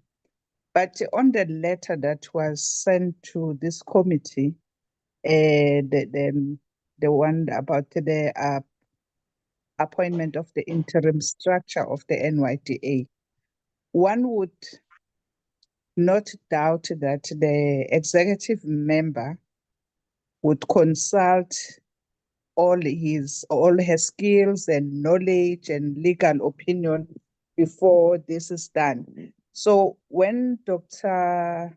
Tembe, if I'm not mistaken, my apology if I'm not pronouncing it correctly, indicated that there are shortcomings with regard to that letter. You know, I just question myself to say I do not want to believe that the minister would have gone up to that far. I want to believe that there is part of the section that is part of the act that the minister took this position of sending letters. I think it's a prerogative powers to do what the minister has done. So in that note, Chairperson, I want to leave it at that, and we'll wait for further legal opinions and information that will come out of this. But I really believe that the minister did what she was supposed to do according to law. Thank you so much. Thank you so much, Honorable Shabango. I just want to check if Mam Kahula is still on the platform and whether she wants to ask questions. Kapisa? Thank you very much. You hear me, Chair? Yeah, Mama, I can hear you. Okay. can hear Good you. morning. Good morning, Chairperson and our colleague. Ngibonge, Thank you. i-presentation. Thank you for the presentation. Let me just ask, sorry, Mam Kaula, just 1 second. Can I ask that the interpreter just do a summary afterwards? Yes, Thank you. yeah.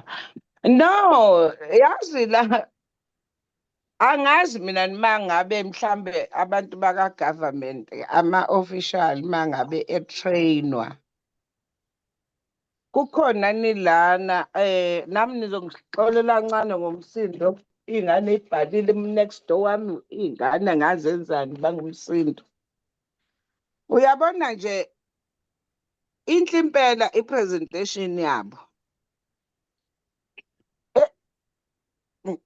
sorani kancane ngicela ukuvala kancane ngizobuyela kwena shintsha indawo so ekutshela nangani imali umsinda lapha next door Mam Kaula? ngicela ukungibambela iminute hello Scan. You know yabona i-virtual imnandi but iba ney'nkinga ey'nzima nje khona ingane ey'banga umsindo ngisacela ukuthi bathi bayisusa ayithulise. Are you okay to continue, Honorable Kaula? Okay. Sengicelile ingane ubibhizi bangumsindo eceleni kanti ngisemithingeni. No, ngixolise ku-chair. Ngithi mina into engiphatha kambi angiyazi ngizoyithini Chairperson. Uyabona ama-presentation abo bonke ungathi bazalwa ngabafanisa no-tax driver. Ongathi uma ufika eGoli udriver khona udriver into ongayizwa. But uphika ngokuthi uma uye la uyakhona. Yena ethola imali.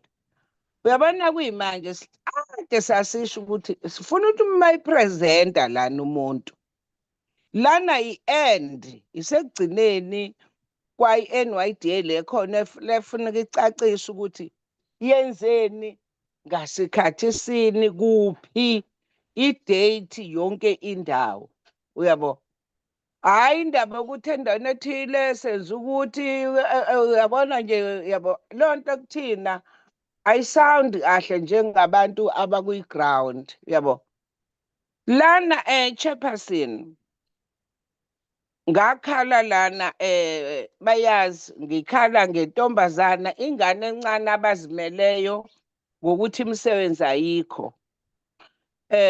Baqedile ey'koleni kusho ukuthi ingane yasiyalima, ingane yasolunde ehluphekayo, ehlukunyezwa ugovernment ngoba evuna induna efaka inkomo ekudleni kwabo ngoba amandla ayinawo okubiya. Angikhumbuli belithatha beyakhona noma bethe Honorable Khawula or i-team yonke ake sihambe siyobheka khona ukuthi yini esingangenelela kulolu daba lwale ngane yakazungu, yini esingayenza ukuthi siyinikeze ibiya. 2, kunama-drugs lama drugs akhona asikaze sibabone lana emphakathini begijima bebiza ama-meeting kufundiswa i-youth, ixwayiswa ngalento yokuthi no, ukuthi imisebenzi ayikho akusho ukuthi izandla zona zinqamukile. Nakho esinganenzela khona yini esinganilekelela ngayo or babathengele imishini baqale mhlambe bayazi yabona nje uchairperson webhodi yala ngike ngimsendele ngisho umsendele abenza amakhekhe angabe banikezwa imali bathenga imishini bathole idatha. Akaze kwenzeke lokho. Ukhona honorable lana ongikhulumele kamnandi ethi emakhaya abantu bakhona akucatshangwa nakancane, funeka kuvelwe phela nakhona ukuthi bayile noma phela ongeke ukuthi mhlawumbe KwaZulu Natal or Eastern Cape noma yiphi-ke into ethi i-rural areas lana ezobona khona kuthuthukiswa abantu besifazane nabantu abakhubazekile under i-youth, uyabo, ukuze bafundiswe ukuba baba amadoda kusasa or abafazi bakusasa ukuze bakwazi ukuzimela. Asikuboni bekwenza lokho. Ngibuyele la kule CFO ne-CEO. Kimina ngiyayishwama futhi ngazi ngathini ngesiZulu ngiyayishwama, ngiyayiqala ukuyizwa. Ngifuna ukwazi ukuthi uma bekhethwa bakhethwa kuphi, why thina singatshelwa ngoba ekugcineni labantu ba-account-a kuthina. Why thina singatshelwanga ngabo? Ngoba phela kufanele each and everything before yenziwe sazi. Yabona nokuthi nje laba befike la ukuthi kufanele kuphinde kuqalwe phansi kungene abanye asikwazi thina lento. Siyezwa manje ukuthi kwenziwa ukuthi thina basixoxela ngenganekwane into esingazange sayazi as portfolio committee. Ngibuyele kule yencwadi. Ayi bakithi angazi uthini chairperson, ngiyakucela sithandwa sami sengikhuluma nawe. Leli komiti ingakho mina ngiye ngithi ngokomthetho into ebalekile ukuthi kuhanjwe qala kuyobhekwa lezi zinto before sizobuya sihlale phansi ngoba labantu mase befika la bazosikhuluma ngathi bazosishaya. Uyabona izulu liyana kuyimanje. Kufanele ngabe abantu kukhulunywa ukuthi siyaya kubona bayafundiswa nokuthi bona thina abantu emakhaya sifakela amabhoholi endaweni ethize bakwazi ukuthi balime, uyabo. Kuyimanje i-youth khona into embi yenzeke ey'koleni. Asizwa ukuthi bona babambe yiphi inxaxheba njengoba bekunalo poison oduma umhlaba wonke nalezi ingane lezi ey'file ey'koleni. Lezi y'ngane ey'shonile ziyangena kubona. Fana nabo basho ukuthi siyile laphayana sabona ukuthi ingane ngempela zidla uphoyizini or sazama ukuxwayisa ey'koleni saphuma amakhampeni, uyabo. And kukhona lento lana i-youth khona NYDA la isifeyile khona. Yile yokuthi izinto esixoxa ngazo kwi-portfolio committee lakho ma-sanitary towels bomakhondomu kufuneka sikwazi ukuthi bayakuthatha bakubeka sathi lana ema-clinic ema-toilet ngabe isemarenki ngabe ikuphi la kugcwele khona semamall akuyeke ukulayishwa akhondom akulayishwe ama-pad because umuntu lento mayifika ayimemezi ngakufikela manje wena uyiphumela ekuseni wena wazi ukuthi mhlawumbe izowenzeka maybe kusasa ivele ifika uba iyinto eyimvelo asikaze sibabone lento yenzeka kuphela sigcina siyixoxa lana asikaze sibone iyenzeka lilonke mina nje angifuni uqamba amanga nanokuthi iyouth kule ngaka engasebenzi sasithe bona ibona kanye ufuna bahambe bayongqongqoza eminyangweni kagovernment bathi government ikhala ikhona la emsebenzini sicela nisithathele iyouth engaka abakazi basitshela ukuthi hayi endaweni ethize iy'ngane yonke iyouth lebiqede ey'koleni ema-university nansi engaka esiyifakile enye sisayizamele lento efananise nalento makuzovulwa iy'kole basho lento esiye sithi kufuneka balekelele phela la kuney'ngane engakwazi abazali bayo-aplya online even zona ezingakwazi lakho abanye uhlalela emakhaya uzo-aplya njani ku-online yizo zonke into lezo kufanele bazilwele ukuthi government musa wena ukucasha ngehlahla noma ucashe ngesithupha akakwazi umuntu osemakhaya yes hello Yeah, okay. Mam Kaula, can I give you 1 more minute? Okay, sweetheart, thank. Ake ngibuyele la yasolundi. Olundi, olundi. Kunentombazana ke nje lapho red eyiqalela ifarming. Mina ngizofuna ukwazi ukuthi how far baya yona ukuyilekelela lehlushwa induna na.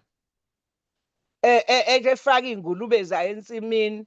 Mangabe kuyenca ecourt ivuna induna instead ukuthi mayivuna izipromote inikeze umsebenzi ngizoba ngiyama-ke lapho chair nawe futhi yourself minister chair wawuthena uzokwenza sure senza i-date siyaya khona leya ntombazana even now uzozwa kuthiwa ifile ngiyabonga. Yabonga Ma. Thank you for that promotion to Minister. You did raise the issue with me around Ulundi, and I think as soon as Parliament finishes its work, the two of us will travel to Ulundi to address this issue and some of the other issues that you have raised. And also le yey'ngane imfuyo edliwa isiqiwi lapha ey'ngane zayishiyelwa abazali bayo ngicela nawo i-address leya nto ngoba u-MMC uDumo waqamba amanga laphayana wathi uzofika abiye lesasiqiwi laphayana olundi maningi ama-issue I wish nje i-portfolio yakho fanele iye laphayana ngoba leza inkomo nezimbuzi zisiza labo mama bama-widow lapha ney'ngane engasenabo abazali. Thank you very much, Chair. Thank you so much, Kapisa. I heard that Honorable Adams. Honorable Adams also wanted to ask questions, but I don't see her on the platform at the moment. Okay, honorable members, I think I've listened very carefully. Excuse me, Chairperson. Sorry, Honorable Gasa, my apologies. Please take the platform. Thank you, Chairperson, and greetings to you, honorable members, Deputy Minister, and all officials.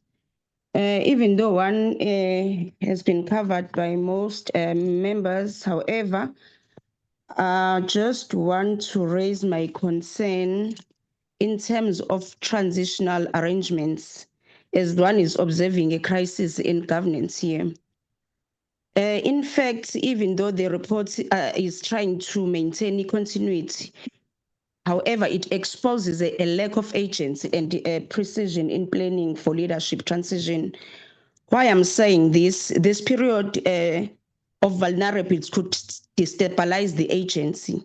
So now, one has raised that on the 11th of July, a communique was sent to the Office of the Speaker.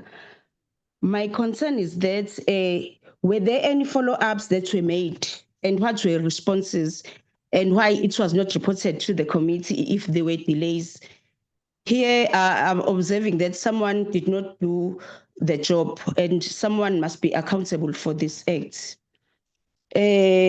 Secondly, I've just zoomed on the employment creation. One is very worried and concerned about the reliance on PWP workers for temporary engagements, and this one is raising serious questions because I just want to know how many sustainable permanent jobs were created for youth under this administration. If an audited statistics can be provided according to gender, rural, urban, and cities, I think it will give us a full picture. As I've said, that have been covered in most cases, but also the declaration of creating a sustaining 23,072 jobs demands an evidence. So I just want to know what metrics were used to define sustainability and how was retention tracked. Also, I think I've zoomed in on the digital transformation, which is the automation versus the employment. I think it's as we are in this area, it's important for digital transformation. However, one is concerned about employment, as this will replace I'm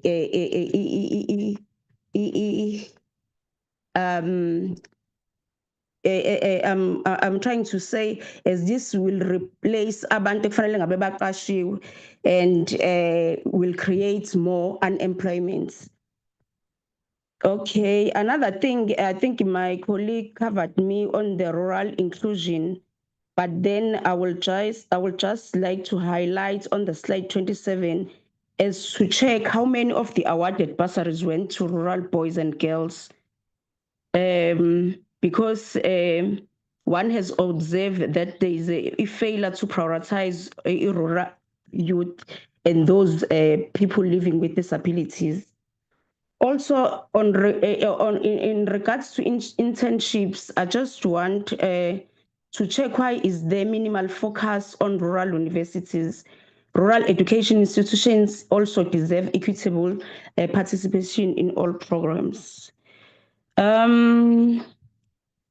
Lastly, Chairperson, I've zoomed in on the automated payment system on slide 30. That without manual approvals, there is a serious risk there. Since the persistence of ghost workers and payment to resigned staff has already plagued public sector payrolls.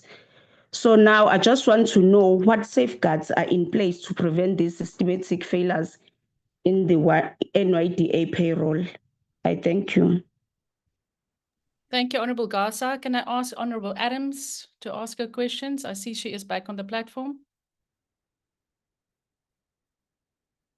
Honourable Adams.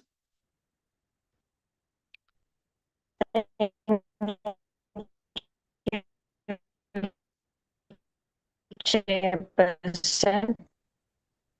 Honourable Adams, your line is breaking up, but try again. Thank you, Chairperson. Can you hear me? Chairperson, can you hear me?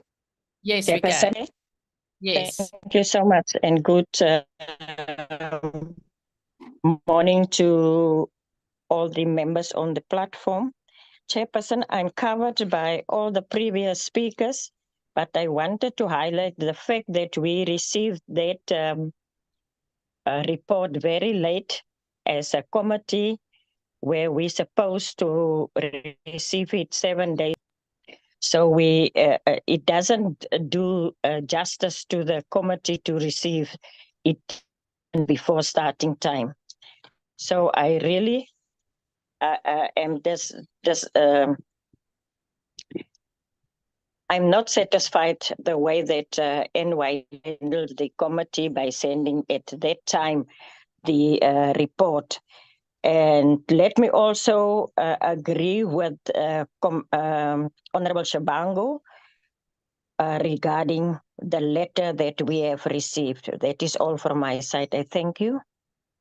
Thank you so much, Honorable Adams. Honorable members, before I hand back to the NYDA and to the department to answer our questions, I want to say thank you for all your valuable inputs. And I want to endorse what the Honorable Childcare Adonis, our whip, and also Honorable Adams had just indicated. Going forward, we really would like to appeal to the NYDA that we're not going to allow for presentations to be sent to us so late. I mean, to expect honorable members to interact with a report that's 356 pages long when members receive it the night before the morning of the meeting. It really would have been incumbent upon us to actually cancel this meeting, but considering the fact that we've got such important matters to talk to you about, we felt that we needed to proceed. But going forward, we will not tolerate that. Honourable members, Honourable Totsetsi, I think what you had said when you said we do not want a vacuum at the NYDA is exactly the purpose of today's meeting. We called everybody together because it is in our interests as members serving on this portfolio committee to ensure that there is stability at the NYDA. And that is exactly why we called today's meeting. And as much as I've heard members about the interim board and the letter that has been tabled, you are all correct. We are not legal advisors. We will expect that once the legal opinion goes to the speaker, that we also be furnished with a copy of that legal opinion. But I think the Honourable Mabel hit the nail on the head when she asked the question whether this is an extension of the current board or whether it's an appointment of an interim board. The extension of the term of the current board is not permissible as per the Amendment Act, but obviously the minister being able to appoint an interim board is contained in the Amendment Act. It is her prerogative. But again, we will then, as we proceed with matters, we will await the legal opinion that will go to the Office of the Speaker, and we will also be furnished with a copy of that.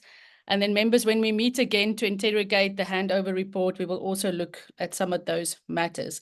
I wanted to just ask clarity to the executive chairperson. She mentioned that the interim board consists of 7 members. However, I wanted clarity because I recall one member of the board resigned to take up a seat as an MPL. So I just wanted clarity there. I wanted to know, when were members of the current board informed that you will be part of an interim board? When were you informed of this? And were you informed or given an option to opt in or opt out? And I'm asking this again because I had previously flagged that only 2 of the current board members had actually elected to stay on for a second term by submitting an application to be considered for the next board. So I just wanted to get clarity in that regard. And also, I just wanted to get from the DDG whether plans for an interim board were already afoot around October, because I think we should have been briefed, or at least we should have been given an indication that these were some of the matters that were on the table during that October meeting. But my final question then just is around the issue of consequence management, and this is to the CEO. I wanted to check in terms, or even the executive chairperson, but I wanted to check with regards to the late submission of the annual financial statements, as well as the several misstatements in the financial statements. I wanted to understand what were the consequence management, because although you gave us a report or an updated report, you didn't indicate with regards to what consequence management was implemented in both instances. So I think I will leave it there. I'm going to hand back to the executive chairperson, to the CEO of the NYDA, and also to the DDG of our department, so that you then respond to the questions that have been asked of you this morning. Thank you so much. Thank you, Honorable Chairperson, and thank you to the honorable members for the comments and questions.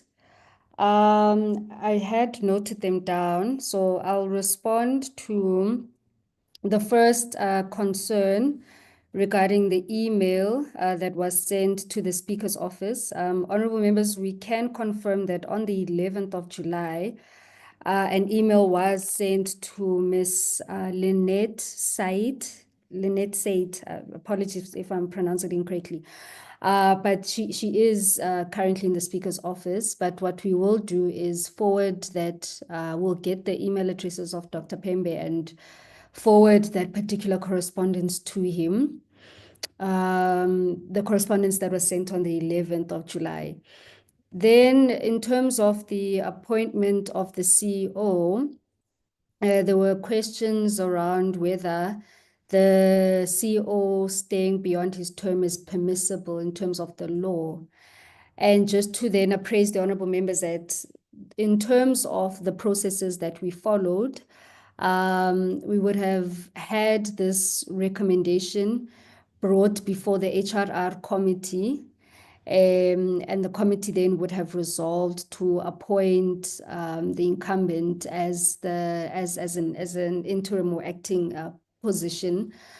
And equally then that particular matter would have been brought before the board in our meeting, our ordinary board meeting that took place on the 31st of October, wherein the board resolved on the appointment of the incumbent as an acting or interim until a new CFO has been appointed, so that we're able to facilitate a thorough handover and transition or transitional process.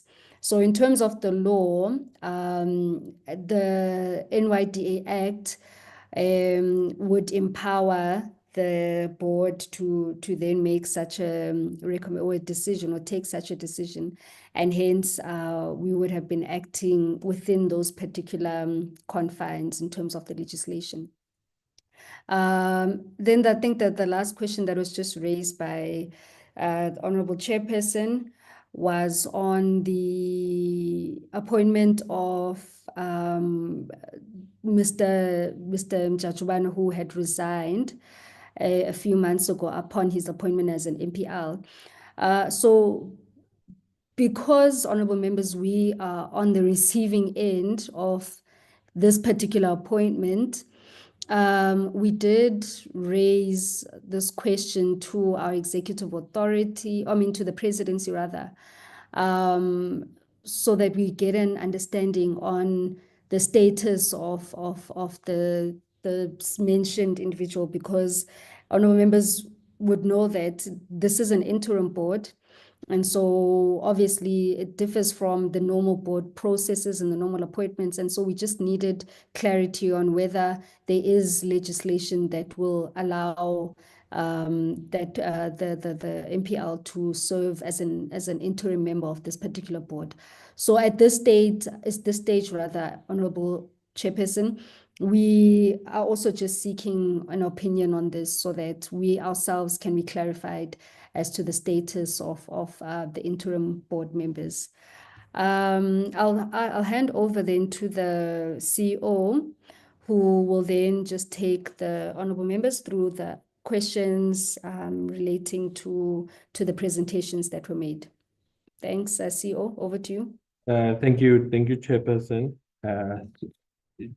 Chair, I think in respect of the question, when we'd appeared in Parliament for our annual report, we had been requested to respond to some of the questions in writing. And when we responded in writing, I shared a link, which I've also shared on the chat now, right? So in terms of driving accountability in the youth development and particularly youth unemployment ecosystem, all of the partners to the Presidential Youth Employment Intervention, of which NYDA is one of the key partners, would have developed a monitoring and evaluation as well as a reporting tool for the public to be able to hold us accountable on the figures that we report, and these figures are, of course, subject to the Auditor General's annual audit process, as well as the relevant internal audits. Now, if you go in there, you can see that we are able to showcase all of the opportunities that are secured by young people. We're able to showcase the demographics. We're able to showcase, you can play with the various fields, but you can get in terms of gender, you can get in terms of disability status of participants. You can see provincial and geographic backgrounds as well. So we did share a link to this here.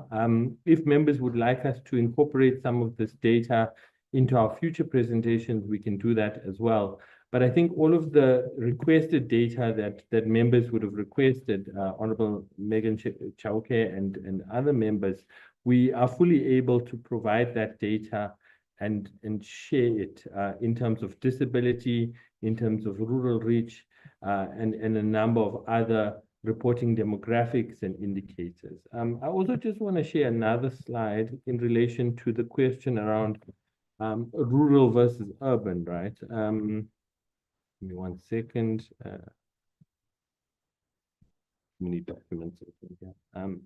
So this slide showcases a little bit about what employment and unemployment looks like in South Africa, right? So if you look at the left slide, and the darker the slide gets, or the darker that the map gets in terms of its redness, tells you the jobs that are available in South Africa, right?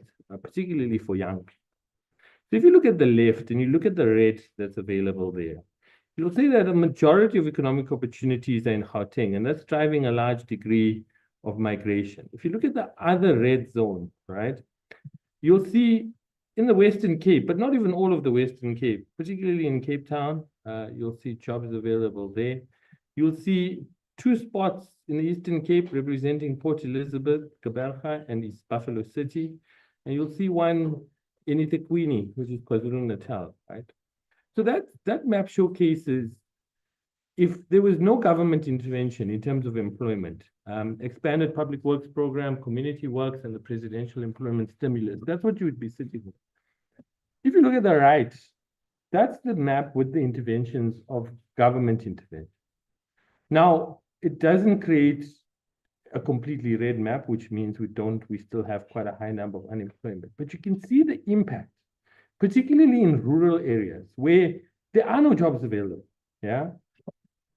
You can see the impact that the public employment programs are having on citizens and people, and particularly young people who live in there. Now, I can fully agree that we need to do much more as it relates to rural development in South Africa. But without current government interventions, the situation would be even more dire than it is. And I think it's important that we take that into account when we consider. I also think that when we plan oversight for this committee, we'd really like for that oversight to go into the deep rural areas, so we can show members some of the projects that we're having in rural areas and some of the impact that it's having, right? So we can objectively analyze whether those programs are actually having the desired impact that members have as a vision for how youth development should work in South Africa. As it relates to the Township Fund, we have a very close working relationship with the Department of Small Business Development, as well as its entities, which have now been combined into one, which is the Small Enterprise Development Finance Agency. We work to ensure that there are referrals into that fund. We've worked very hard in the design of the fund with the department to make sure that there is a set aside for youth-owned enterprises. And we will continue to support the department in the rollout of that fund and ensure that there's accountability, that young people actually receive the allocated funding through the township and rural fund that's been established by government. To respond to Honorable Gaza's question around partnerships with historically disadvantaged universities, we do not, in fact, we go beyond just supporting what would be deemed to be more privileged universities towards supporting more of the historically disadvantaged institutions. We have partnership agreements with all 26 public universities in South Africa, and we offer more detailed support. One of the things we did highlight in our handover report is that one area where we feel we may have fallen short is in supporting TVET colleges, which is also part of the rural development strategy. And we'd like to see the NYDA and the next board and the next management team be able to support TVET colleges much more. In terms of government goes to workers, the NYDA is subjected to an audit process on its human resources. Over the course of the last few years, I've not come across any report, nor this year's AG report, that would suggest that the NYDA has trouble with being able or having ghost workers on its payroll, nor have we ever experienced that kind of challenge in the institution. The chairperson asks a very important question around consequence management. And I think we have tried to create an institution where there is accountability for what transpires. Now, all members of the finance team, the performance team, the compliance team, including the CFO, the CIO, and the CEO, all have in their performance agreements elements related to performance and the audit outcomes. And all of us have received the necessary consequence management as it relates to a process that emanated that was not desirable to any of us here, right? The qualified audit outcome. And there must be accountability in terms of performance outcomes in the institution for what transpired. I myself take full responsibility for what would have transpired in the audit outcome process. But I also want to say that in implementing consequence management and disciplinary action, one must be adequate in terms of not throwing the baby out with the bathwater. The same team that delivered 9 consecutive clean audits for us did not lose their skills and competencies overnight. They encountered a difficult situation, which they managed to the best of their ability, but they fell short. And that in life, failure is not final. Yeah. When you experience challenges, across some point in all of our lives, we will experience some kind of failure. Nobody committed fraud and corruption. They experienced technical difficulties in implementing a new system, which resulted in a very undesirable outcome. Yeah. But nobody wallowed in their sorrows. They got up, they dusted themselves off. And for the last 2 or 3 months, everybody's been working very hard to be able to remedy what would have transpired. Also, as I understand the Public Audit Act in South Africa, it's to say that the Auditor General, as a constitutional body, makes recommendations based on what they find when they audit an institution. And that they hand it over to the accounting authority and management to be able to implement those recommendations. And that when they come back and do a follow-up audit in the new year, they will audit you on those recommendations. And if you don't implement what they would have said, then they will escalate it to higher bodies. Yeah. Now we've gone above that process. We've said we don't even want to wait until the next audit. This situation is so undesirable to us that we would rather have it fixed sooner rather than later. And we've embarked on an accelerated process to say, actually, we would like to come back to the committee early next year and be able to say yes. And if we fall short in that process, then there must be full accountability for what would have transpired. But I think what's important is that we deal with the matter procedurally, that we take the recommendations of the AG, that we implement them, and that we then go back to where the NYDA used to be in terms of a clean audit status. Thank you very much, Chair. Let me pause there for now. I would just like Ms. Masiteng to respond to the one question around automation, and then we should be done with our responses, Chair.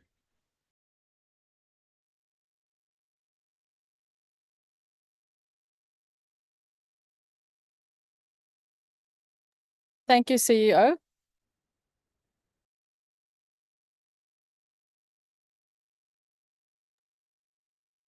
Is she online to give that response, or? I think she's still struggling with her line here, Chair. If it's okay, if we can hand back to you, maybe just provide a response to that in writing. Yeah. Okay, thank you very much, CEO. Let me just check if any other member would still like to ask a follow-up question at this stage. I do see legacy hands. I just wonder if you can take them down, honourable members. I see the hands of Honorable Gaza, Chauke Adonis, Honorable Mabel, but I'm sure those are legacy hands. Okay. Thank you very much to all the colleagues. Thank you very much to the NYDA. Before we step off this item and close this part of our meeting, I'm going to ask the Deputy Minister if there's anything else that she would like to add at this point. No, Chairperson, thank you so much for the opportunity. Let me send greetings to you, to members of the committee, colleagues at the department, as well as the team from NYDA led by the Executive Chairperson. I want to really thank you, Chair, and the members of the committee for engaging deliberately on this presentation and the handover report. Chairperson, we would appreciate that the members of the committee has been consistent. And I think we've headed to the calls that were made around the impact analysis, in-depth evaluation that helps us to really look at how we transform the quality of life of young people. And I think the questions that have been put forward for NYDA to deliberate on really infuses that kind of mode of saying that we want to see, we value the work, but we also want to see the expression growing. I think there's no doubt, Chairperson, we are doing this in the quest of many challenges of poverty, unemployment, as well as inequality that persists in the communities. Chairperson, I think it's quite important that we really appreciate this call that was done. Of course, the meeting was called in the short period of time, and I really want to apologize, Chair, to you that the report has come only today, but we understand the short period that was given to us as well. And as members of the committee did not have enough time to engage with the report. But we can just assure you, Chairperson, that we remain committed with NYDA to really meeting the targets of the plan that is constantly brought to your attention, but also to say to the Chairperson that we are not far-fetched. Whenever the committee calls on us to account, we will do so. What we did not want to also see, Chair, is that we leave a vacuum. And I know we will have a direct engagement with your office and your members, Chair. The institution should not have a vacuum of governance and oversight according to good governance principles that is required accordingly. And so we are really also taking that guidance and support, and we call on the committee to also extend that leaf of support to the approach and follow through through the communication that was shared to the speaker. But we definitely are a call away together with the minister to be coming back on accountability elements to you and the team of members of the committee. But really, thank you, Chairperson, for the opportunity and for indulging on the handover report. Thank you so much, Chair. Thank you very much, Deputy Minister. Thank you very much for joining us today. We value your time. Thank you that you gave us those inputs. Honourable members, I also want to thank all of you for engaging with the reports today. It was a very valuable meeting. I think we are all at one, and that is that we do not want a vacuum at the NYDA. We want to support the NYDA on this process as they transition from one board to another. But we also, it's our duty as a portfolio committee to make sure that things are done in a right manner. And we want to see an organization, an entity, an agency that delivers on its mandate. And that is the only wish for this department that we, or for this committee, that we walk with this entity and this department to ensure that we do more for the young people of this country. So thank you very much to the Executive Chairperson of the NYDA. Thank you very much to the CEO and your team. I wish you all a very happy and blessed weekend. I hope you are serving your communities this weekend, and I will say goodbye to everybody for now, but I'd like to ask our honourable members of this portfolio committee to stay behind so that we can please adopt our minutes as per our agenda. Thank you so much, DM, Thank you.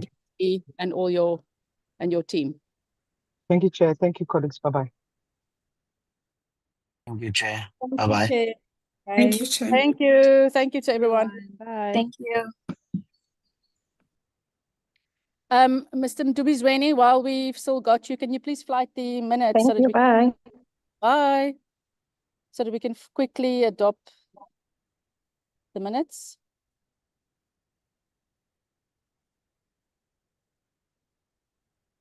Thank you, Chair, so much. I would like to indicate that we will adopt 9 sets of minutes and 1 report. But I will start with the first one up until the last set, Chair. Okay, please proceed.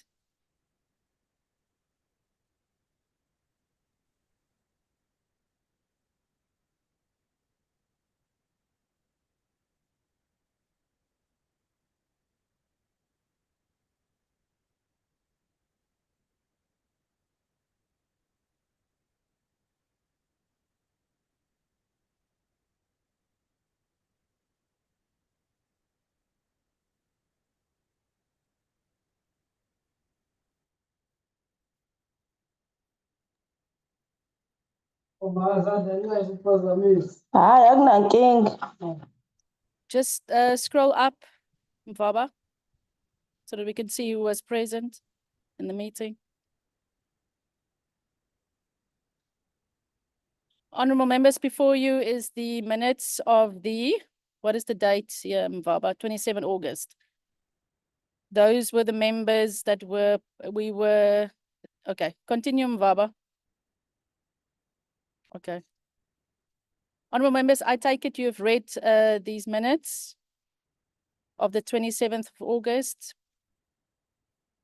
Please can I ask for a mover and a seconder of this set of minutes?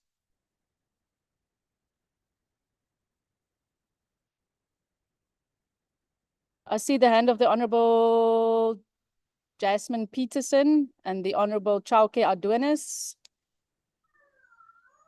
Honourable Peterson? I Morning. move, Chair. Morning, Chair. Thank you, Honourable Peterson. Can I take a hand for a seconder?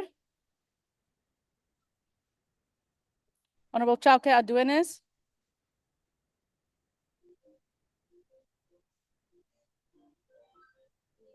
Any other member that would like to second? Honourable Spies? Good morning. Alright. Sorry, good afternoon, Chair. I second the adoption of the minutes. Thank you so much, Honourable Spies. Okay, Mbaba, we can close this one, please, and go to the next set.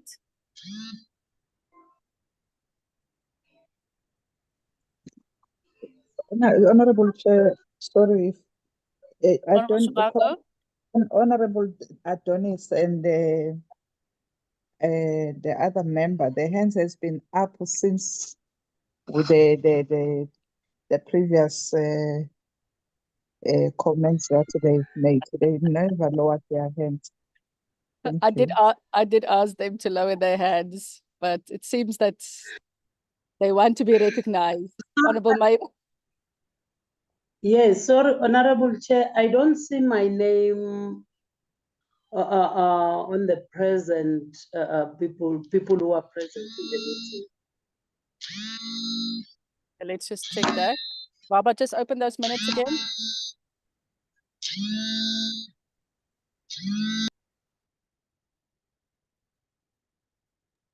Chair, apologies. I'm just struggling to lower my hand, but I wanted to just second the adoption of the minutes. I am struggling just to lower my hand. Okay, no worries. I think you will help us with the second sets. Okay, honourable members, in front of you is the minutes of the 27th of August. Those were the members present.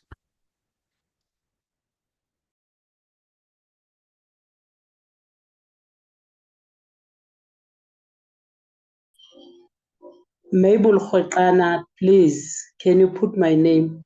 I'm present. Honourable member, we just have to check if you were present. I know you've been present for the last couple of meetings, but this one was in August. I can't recall whether you had joined the committee by then, honourable member.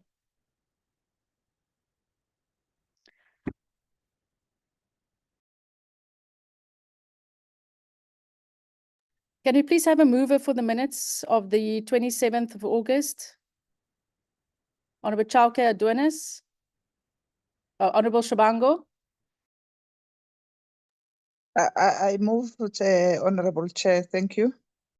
Thank you so much. Followed by the Honourable Spees. I second. Thank you, Chair. Thank you so much. Let's move to the next set.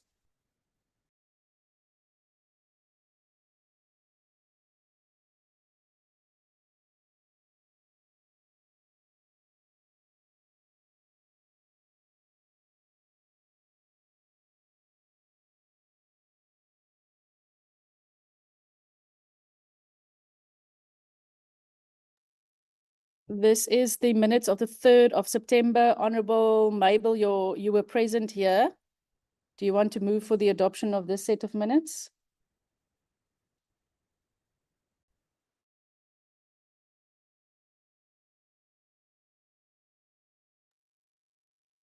Mamkola, please proceed, followed by Honourable Spees. Sawubona, sanibonani.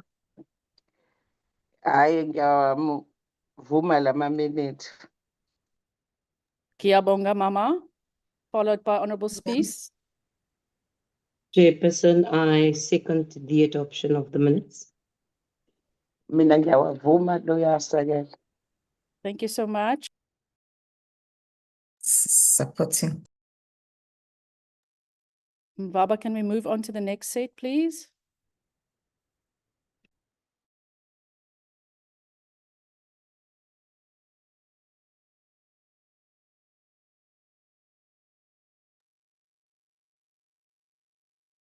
Honourable members, we are now at the set of the 10th of September and the members are listed there again. I'm sure members have read through these minutes, so please can I ask for a mover? I will ask that Honourable Gaza moves and Honourable Adams second, if that is possible. Thank you, Chairperson. I move for the adoption of these minutes. Thank you, Honourable Gaza. Honourable Adams? Chairperson, I second on the adoption of the minutes. Thank you very much.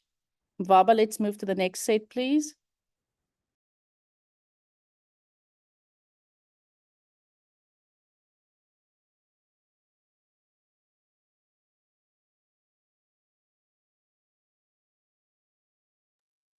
Honourable members, there again, we've got the set of minutes for the 25th of September. Members who were in attendance are listed there. I see the hand of the Honourable Spees. Chairperson, I would like to move for the adoption of the minutes.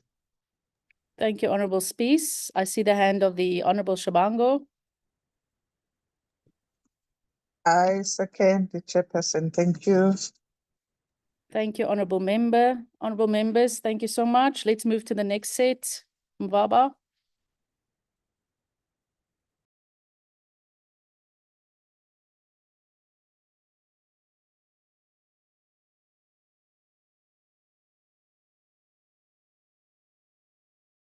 Members, these are the minutes of the 8th of October. I see the hand of the Honourable Kahula.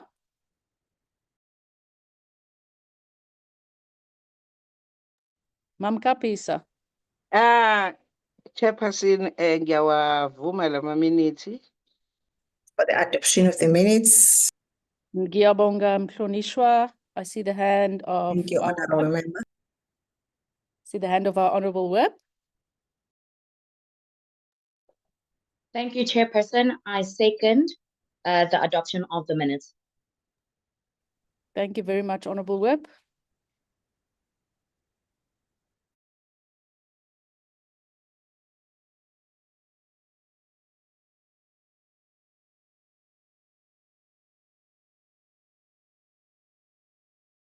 Honorable members, before you is the minutes of the 15th of October. I see members listed there who can adopt the minutes.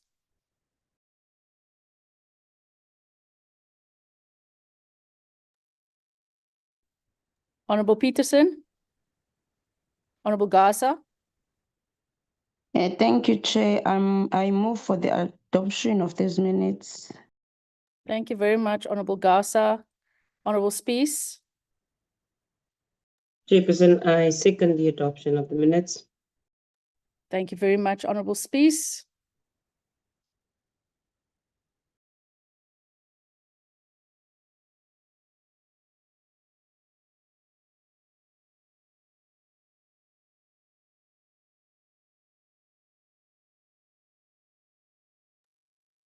Honorable members, before you are the sets of minutes of the 22nd of October. I see honorable members listed there. Anybody would like to move for the adoption of the minutes, please? I see the hand of the Honorable Shabango, followed by the hand of the Honorable Peterson. Honorable Chair, I move for adoption of these minutes. Thank you. Thank you so much, Honorable Member. Honorable Peterson. Thank you, Chair. I second the adoption of the minutes. Thank you so much, Honorable Peterson.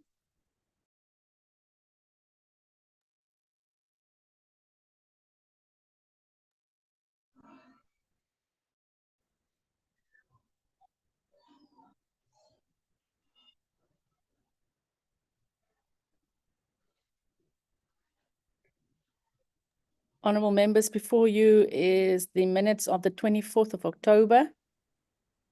See the hand of the Honorable Mabel, but Honorable Mabel, there was an apology for you for this meeting. So I will take the hand of the Honorable Tsotsetsi, followed by the Honorable Chauke Adonis. Chair, I move for the adoption of the minutes. Thank you. Thank you very much, Honorable Member. Honorable Whip.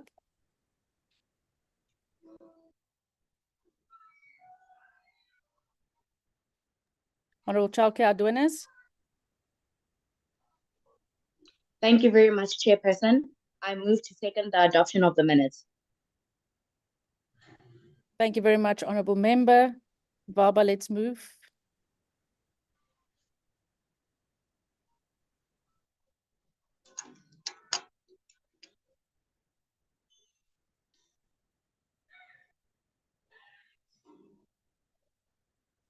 Thank you so much. I see the names listed there who were present in our meeting. Can I take the hand of the Honorable Mabel? Yeah, thank you, Honorable Chair. I second the adoption of the minutes. Thank you so much, Honorable Member. Can I take a hand for? Can I take somebody who can second the minutes, please? Honorable Shabango. Honorable Chair, I will move for adoption since the Honorable Mabel moved for she seconded. So I would move for adoption. Thank you so much, Honorable Member. Baba, let's take the next set. It's going to be a report, Chair. We are done with the minutes. Okay, please flight the report.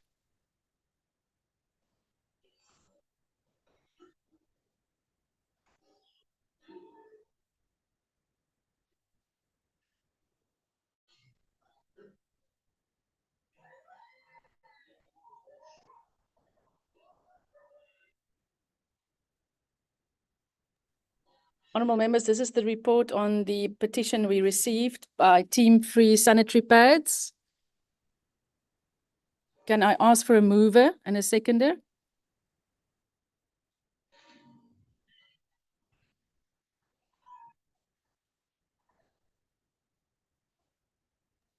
Honorable Peterson, followed by Honorable Shabango. I move, Chair. Thank you, Honorable Peterson. Honorable Shabango. Yes, Chair, it is the petition that we received, so I second. Thank you so much. Honorable members, thank you so much for your participation today. Thank you for staying so that we can adopt the minutes. I wish you all a very blessed weekend. Travel safely if you are traveling, and we'll meet each other again on Zoom on Tuesday for our meeting with the departments on their second quarter report, on the 16 Days of Activism plan, as well as the Disability Month program. Thank you, honorable members. Be blessed. Thank you, Thank Chairperson. you. Thank you, Chair. Thank you, Thank you, Chair. colleagues. Thank you so much. Bye. You all, colleagues. Thank you. Bye. Thank you, Honorable Adams.